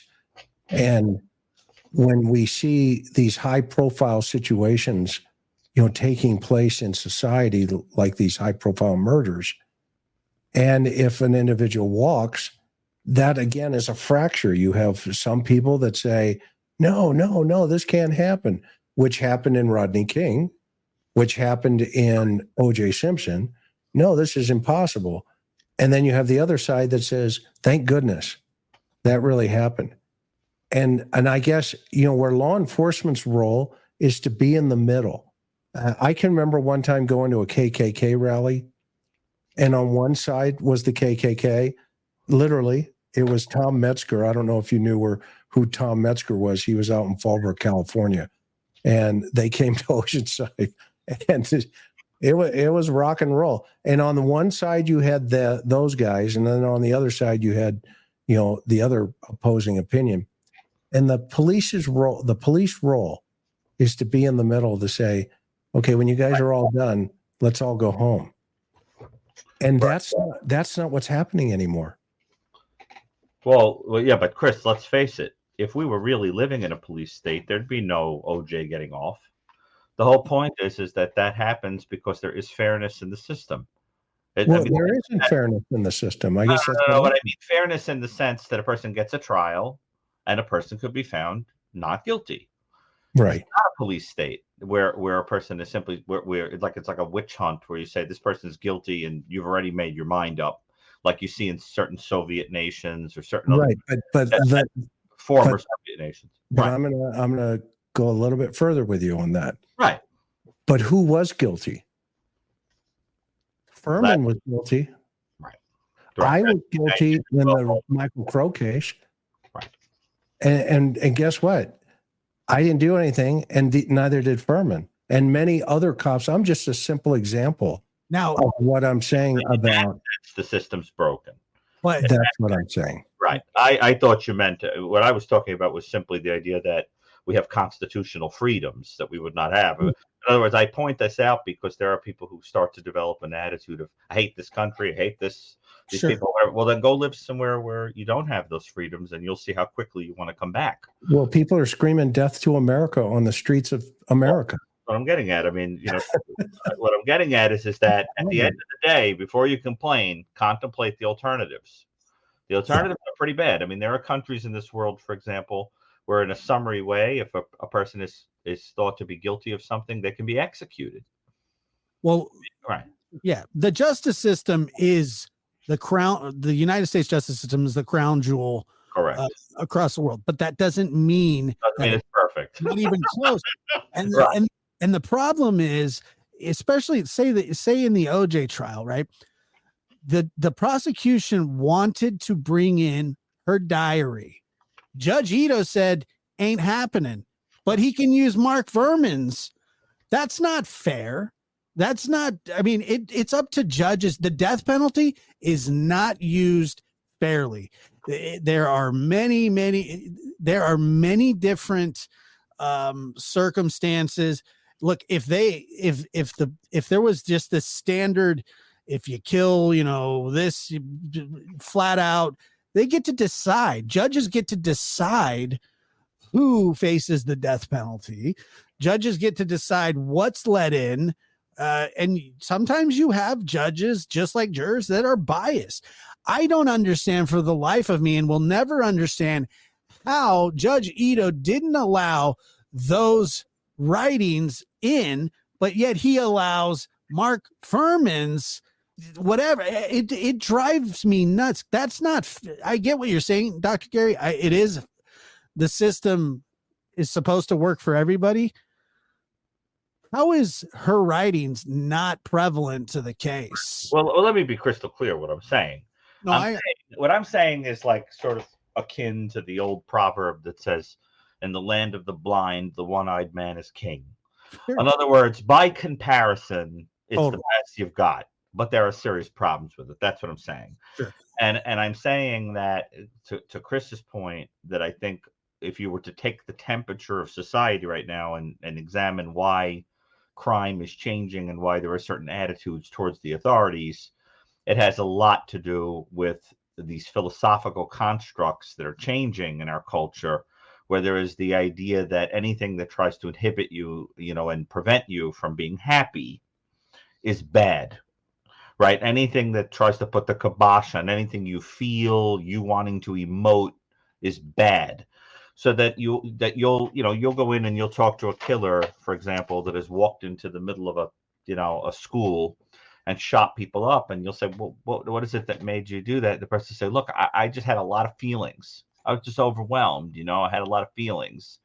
Well, there was a time in our culture where a person did not feel that they were entitled to emote their emotions like that. That idea that you can just give vent and explode like that because you have feelings and you're entitled to them, everyone else be damned, is actually a very contemporary idea. That the fact of the matter is, as somebody who has extensively studied mass murder, is that the mass murders of that type are actually a pretty modern phenomenon. So that it's clearly cultural, and that's why they don't happen in every country. So that I'm saying that there's something to this idea that we have to think about what's going haywire in the culture. And I think that the OJ case is fascinating because it was sort of like a prototype of what was coming down the pike. 100%. That's what I've been saying. That's what I was saying. Yeah. Right. Everything that was sort of like, it was like almost like a groundbreaker in terms of the modern crime that's on camera, right before social media and the whole thing. And I think that made it special. But see, they didn't just play it out. It wasn't just social media. They used the press in the same way that people use social media now. I mean, they were running to the tabloids, they were running to CNN, they were running to Fox. Absolutely. And I think the reason there were only 2 people that were gagged in the trial. That was the 2 cops, Tom Lang and Van Adder. The 2 case agents were gagged to the media. They couldn't say anything, but everybody else could. Right. I mean, that to me, like these rules are not that. There's no symmetry to them. Judge Ito got a lot of criticism for the way that he ran this trial. People would say that he loved the cameras. He loved I don't know if any of that's true, but that's what I've heard. I don't know if that is the case, but he received a lot of criticism, and rightfully so. I criticize him for the things that he allowed to happen and didn't allow in. I mean, like I said, anything that is pertinent to the trial should be let in. This whole, we're going to attack the DNA. Well, the chain of custody with the DNA was off. Somebody didn't initial the DNA or whatever it is. And so you're throwing the baby out with the bathwater. You're telling me that none of that is good. And also, one thing that we haven't discussed, and I don't know if we have time for it, but the way that they presented that DNA to the jury, a bunch of laymen's, sucked. I don't know how else to put it. It was just terrible. I don't know how anybody's supposed to understand that, especially in 95. So my question to both of you is, did the defense get OJ off, or did the prosecution blow it? I think it was a combination. That's what I think. It was a kind of I think Marcia Clark blew it by not putting all of the evidence in. And I think the defense did an amazing, exceptional job. They were very good. Yeah, by selling, the narrative. They created a theme. They stuck to it, and that theme was LAPD caused this whole problem, not OJ. The court of public opinion has made up their mind for the most part that OJ Simpson was guilty or was responsible for these murders, was acquitted. Rightfully, I say rightfully so. I mean, that's how the system works, and he got let off. He got acquitted. But then again, in a civil trial, he was found guilty. But I do think that this was the blueprint for what's going on now in these cases that captivate the Idaho, the Moscow murders. Murdoch, they really attack the science instead of, they attack the science used to collect the evidence instead of the evidence itself. They don't argue the evidence. They argue, yes, but this is the philosophy that I'm talking about. The whole point is you attack truth itself. That's the whole point. The contemporary idea is, which, as I said, has its origins in communist philosophy, is the idea that truth is a construction. And as a consequence, you simply say, I know that scientifically speaking, there's a 1 in, whatever billion chance that this is this person's DNA. But maybe the way that we collect knowledge is flawed. Maybe the science is wrong. Who knows? Maybe one day we're going to find out the DNA isn't even real. In other words, you attack, it's like what they call epistemology, the question of whether knowledge is even knowable, right?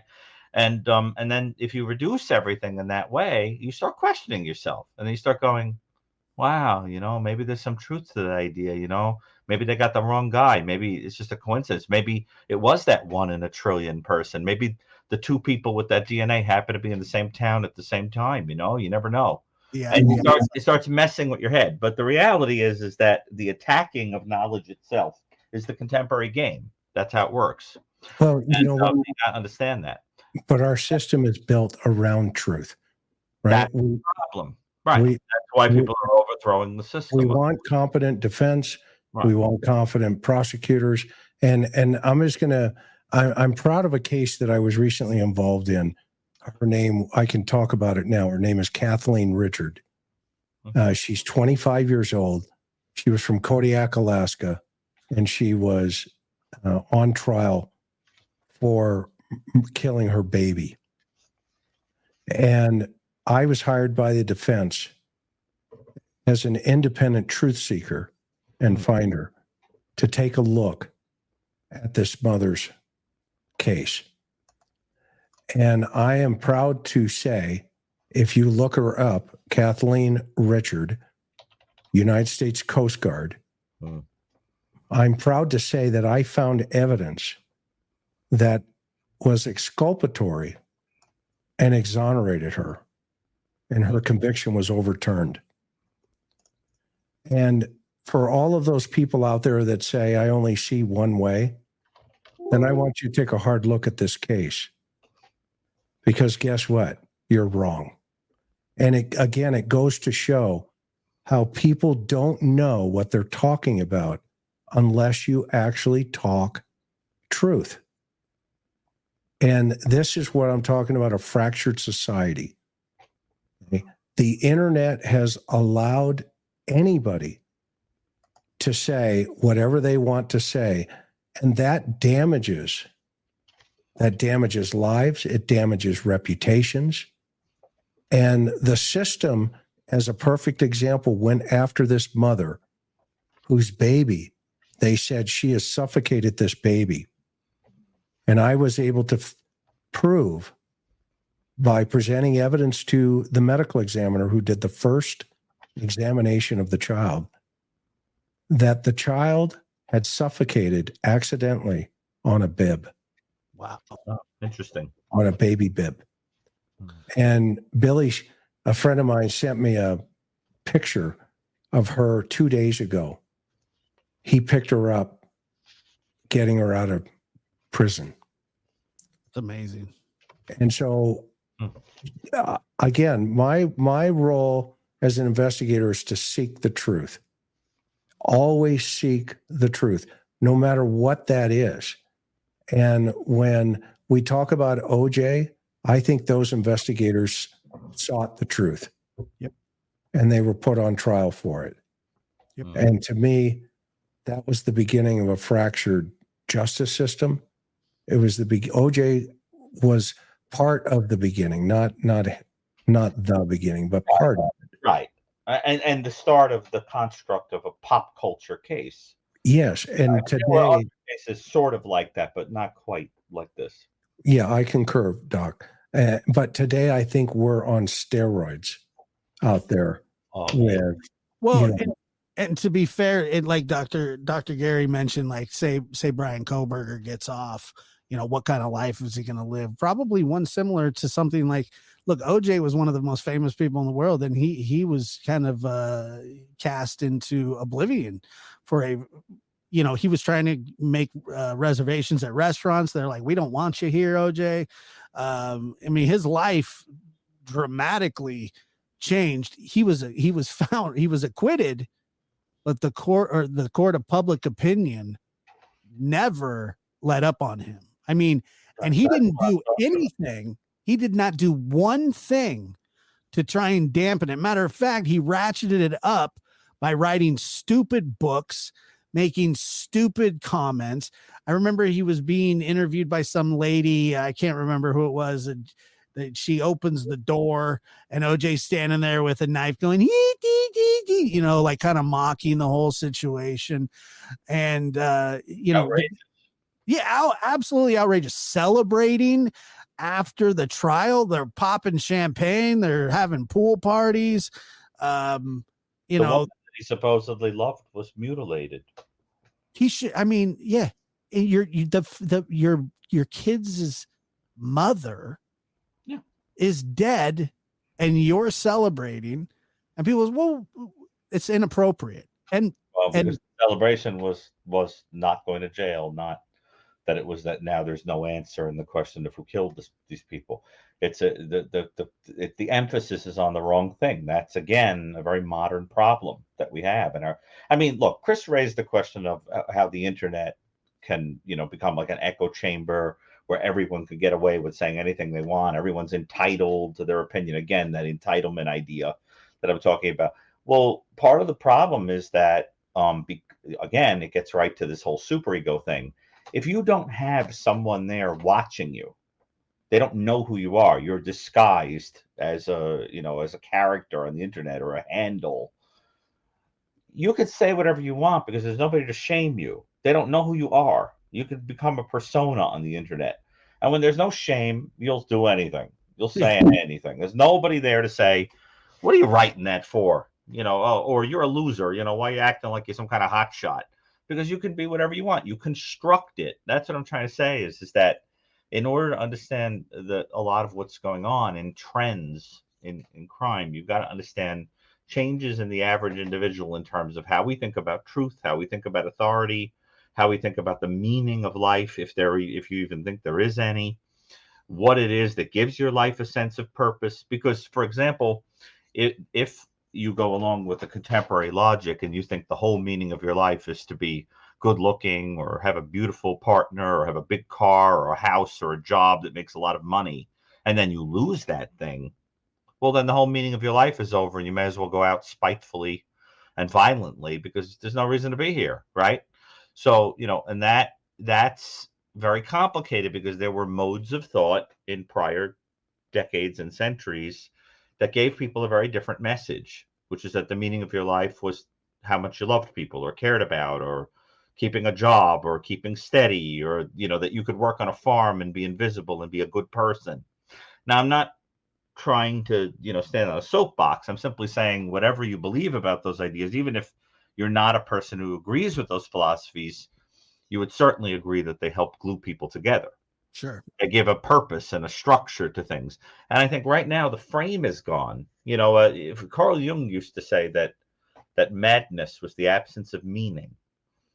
Once you run out of meanings, everybody goes nuts. The society goes nuts, right? Because the society doesn't understand anymore what to do with its energy and its purpose, or how to interpret it when you're not participating in society because something has happened to you, right? I mean, what meaning do you make out of it, right? And I think the whole thing that's so interesting about the OJ case is the OJ case comes right at a time when we begin to toy with the idea that you can reconstruct reality and make a meaning out of it that's whatever you want it to be. And look at the outcome. Look at the outcome. Because the truth didn't matter. What mattered is shading the truth to get free. I mean, that's how you might see that case, right? And that's why I think it's so modern. Now, this is right at the heart of the kind of thing Michael Stone and I studied about the modern flavor of crime, and you can't understand it without getting into this kind of philosophical reads like this, out into the weeds. So I just think it's a fascinating thing to talk about. I hope it doesn't put everybody to sleep, but I think it's really interesting. I think this is the whole purpose we're doing this podcast, and this is episode 2 because it's a free flow expression of thought. Love it. That I think our listeners are going to find fascinating because it will resonate immediately, and then others will go, well, that's interesting, and then others are going to say, well, I don't necessarily agree with that. Right. But all three of those, it feels like an indictment of themselves. Right. But all three of those feelings are valid. Yes. They're important. And that's where, the Constitution isn't hanging by a thread. And that's what I meant earlier. That's better than nothing. It's better than nothing. Correct. And that the Bill of Rights still allows people to say and do what they need to say and do for a healthy, constructive environment for everybody, for everyone. And it's not, focused on, just things that just don't matter, right? I mean, stick to what matters most, which you talked about a second ago, Gary. And I think it's important we tell people that John had to step off. His wife has, an illness that he takes care of her. So she had an issue and he texted us here at this end and had to step away, but he sends his love to everybody. And I think this has been a good conversation tonight. I've really enjoyed it. I thought it was very interesting. I mean, you guys are the best. And I just love sitting and talking with you guys. It's very enlightening and to be able to hear other people's perspectives, especially professionals. I come in as kind of just like the layman, the host, somebody who's been a victim of crime, who's been a victim of murder in my family. And it is very interesting to hear, like Chris and I used to say when we were talking, Chris was the guy that would show up to the murder. And I was the little kid that he would give a teddy bear out of his trunk to try and, help me and to calm down and stuff. And you know, we all come from different aspects, and we don't even have to agree on cases. You know, we don't even have to. I think that's healthy. Like you said earlier, you know, you were an expert witness for a defense team. I'm guessing the prosecutors and police, you know, they probably weren't too pumped with you. But I told them I like to stand next to Jesus sometimes. Well, there you go. That's what I told them. It's about finding truth. I was ordained as an expert in homicide investigation by that court. Right. People don't even know stuff like that. They think that. No, I don't tell them. Yeah, because they think that, you know, like I told you earlier, what does it matter to me other than the truth that if Brian Kohberger was the one that committed the murders? It doesn't matter to me personally. I just look at the evidence and what's being presented and going, well, I mean, that's a pretty strong case. Same thing with O.J. Simpson. I'm looking, you look at the evidence and you go, you either believe it or you don't. Now, ultimately, the jury, it's in the jury's hand. And by the way, jury trials are nuts. They're so unpredictable. They just are. And you just never know. But you would think with substantial amount of evidence, I think to me, the O.J. Simpson case was a stain on the American justice system. And I can say that, and I would stand on that hill and die because I feel that way. Right. But Josh, to the point that, you know, Chris was making about how people feel they have to bend over backwards with a lot of the, you know, oh, we can't really say for sure, innocent to proven guilt. But that is, I certainly think it's the responsible and right thing to do when you're talking about cases. But I think that we have to remember that, in all honesty, that is really meant for the people that are actually adjudicating the case, that they have to have that. In the public, people are entitled to their opinions. You can have any opinion you want. You're entitled to it. You just can't recklessly or responsibly say that somebody has done something that they haven't, where you're slandering or libeling a person. But you can have opinions on things that have been reported. I mean, you know, so I think sometimes people move in the direction of being too anxious about that they're not allowed to have an opinion. They're certainly allowed to have an opinion. But when it comes to the adjudication of the case, then those people, the jury, the judge, they have to say innocent until proven guilty, you know, and be very careful with that. But I think people can have opinions, absolutely. But I think it has to be done responsibly. Sure. And that's what we're doing. We're saying, look, you know, the guy was acquitted. We acknowledge that. But we're entitled to the interpretation that perhaps justice wasn't done there. He earned the freedom. He earned the freedom through the court, through the justice system. But that doesn't mean that they got it right. Well, and we also forget that Moses killed an Egyptian, and Yahweh and Elohim forgave him, and he became a prophet. And so he lived with the fact that he did it, but it didn't mean that he was crucified by society. So we don't understand the dynamics of mercy and justice. I think as a society, we don't understand. I think, for me anyway, I'm not smart enough to say I get all the dynamics. I just get the fact that truth is truth, whatever that means, and it's different for different people. But if you start looking at information versus the person, then you find truth. Sure.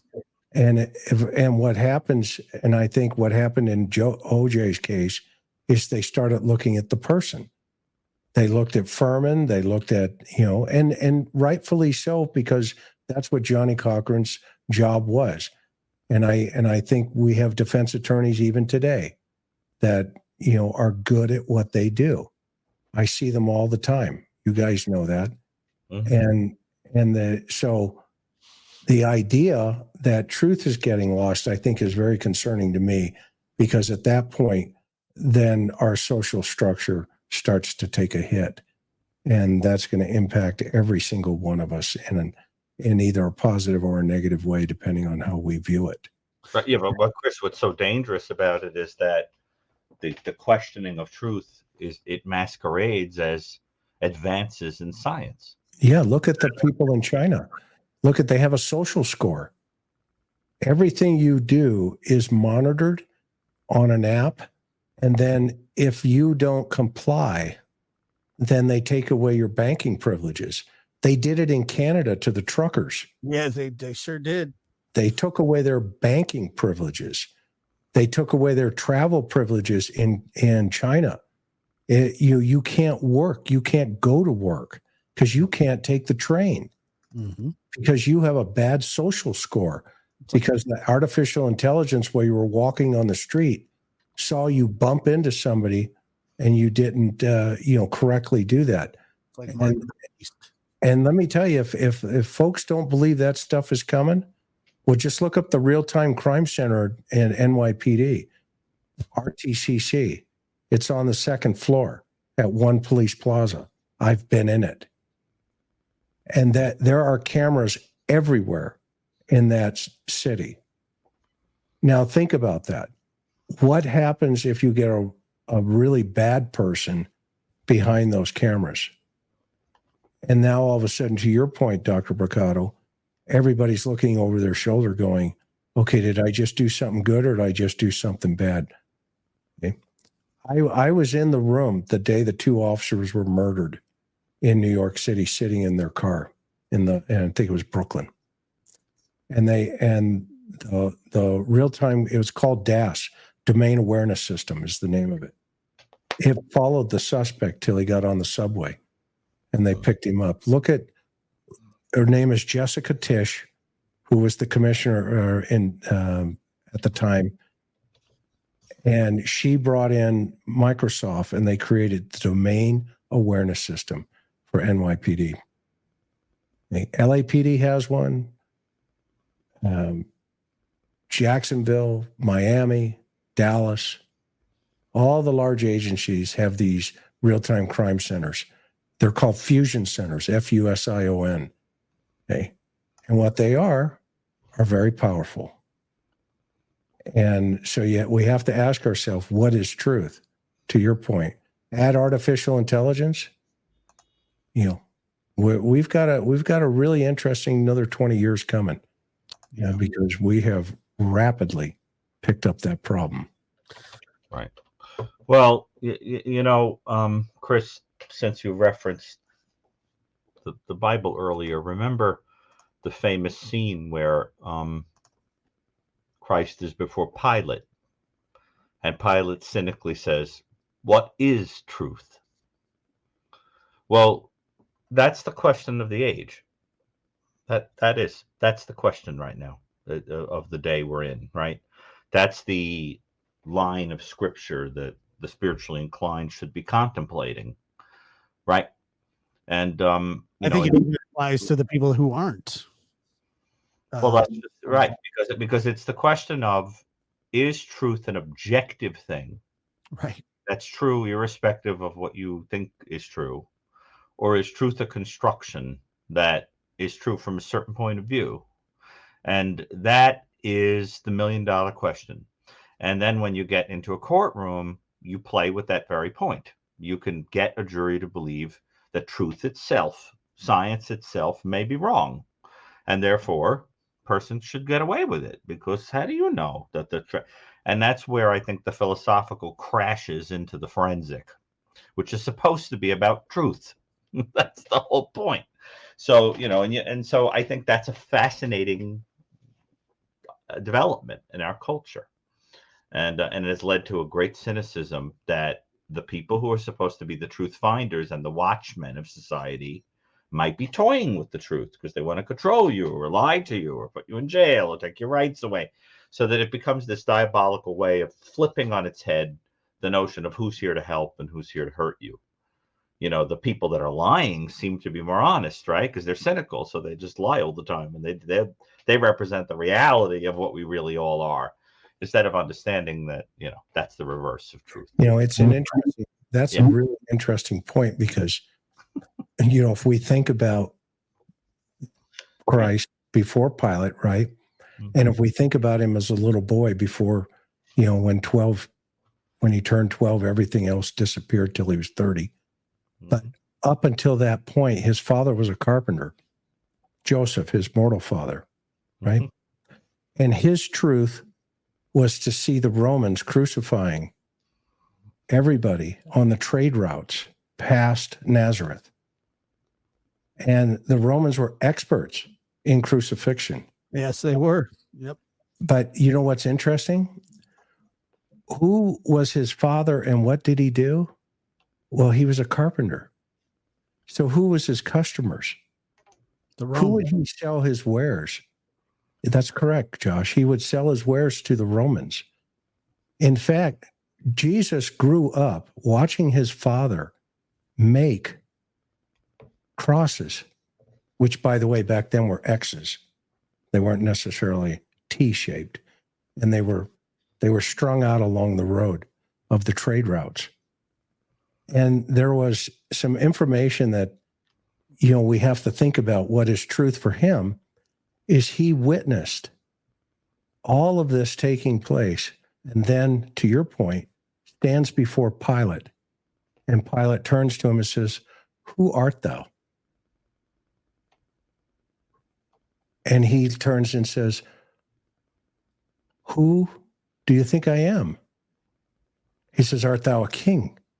He says, "My kingdom is not of this world." And he says, "Oh, okay."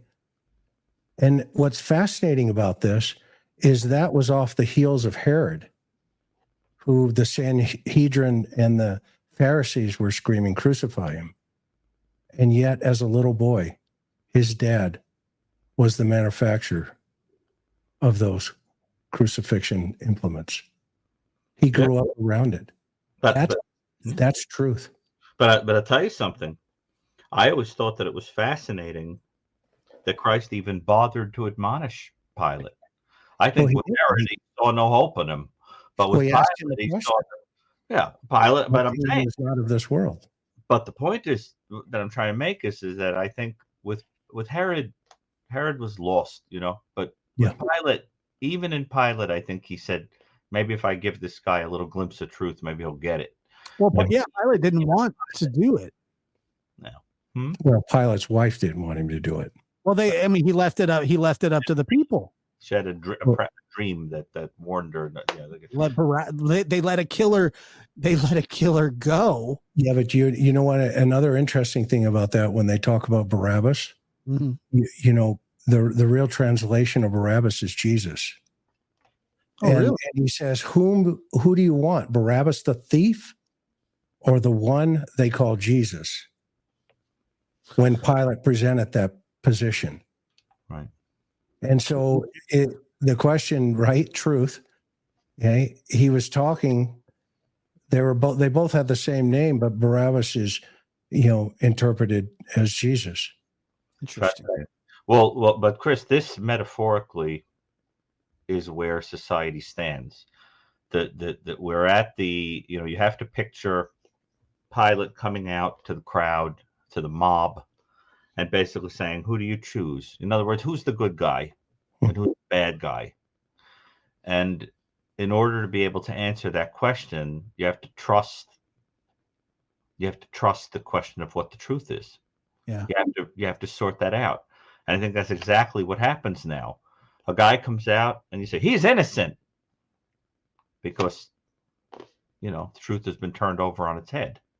And I think that's the essence of this conversation about OJ. Did the truth prevail, or did the truth get thrown under the bus? And that's why I think it feels so modern, is because that's ultimately what's on the chopping block in 2024. Truth. Right? Well, that's what's on trial. The Witness Box, episode 2. And by the way, Exodus 2:11 and 12 is where Moses took out the Egyptian. Old King James. Any Bible. You can look it up. Any Bible. Thanks a lot, guys. I appreciate you guys being here. Happy Passover to those who celebrate. Amen. Amen.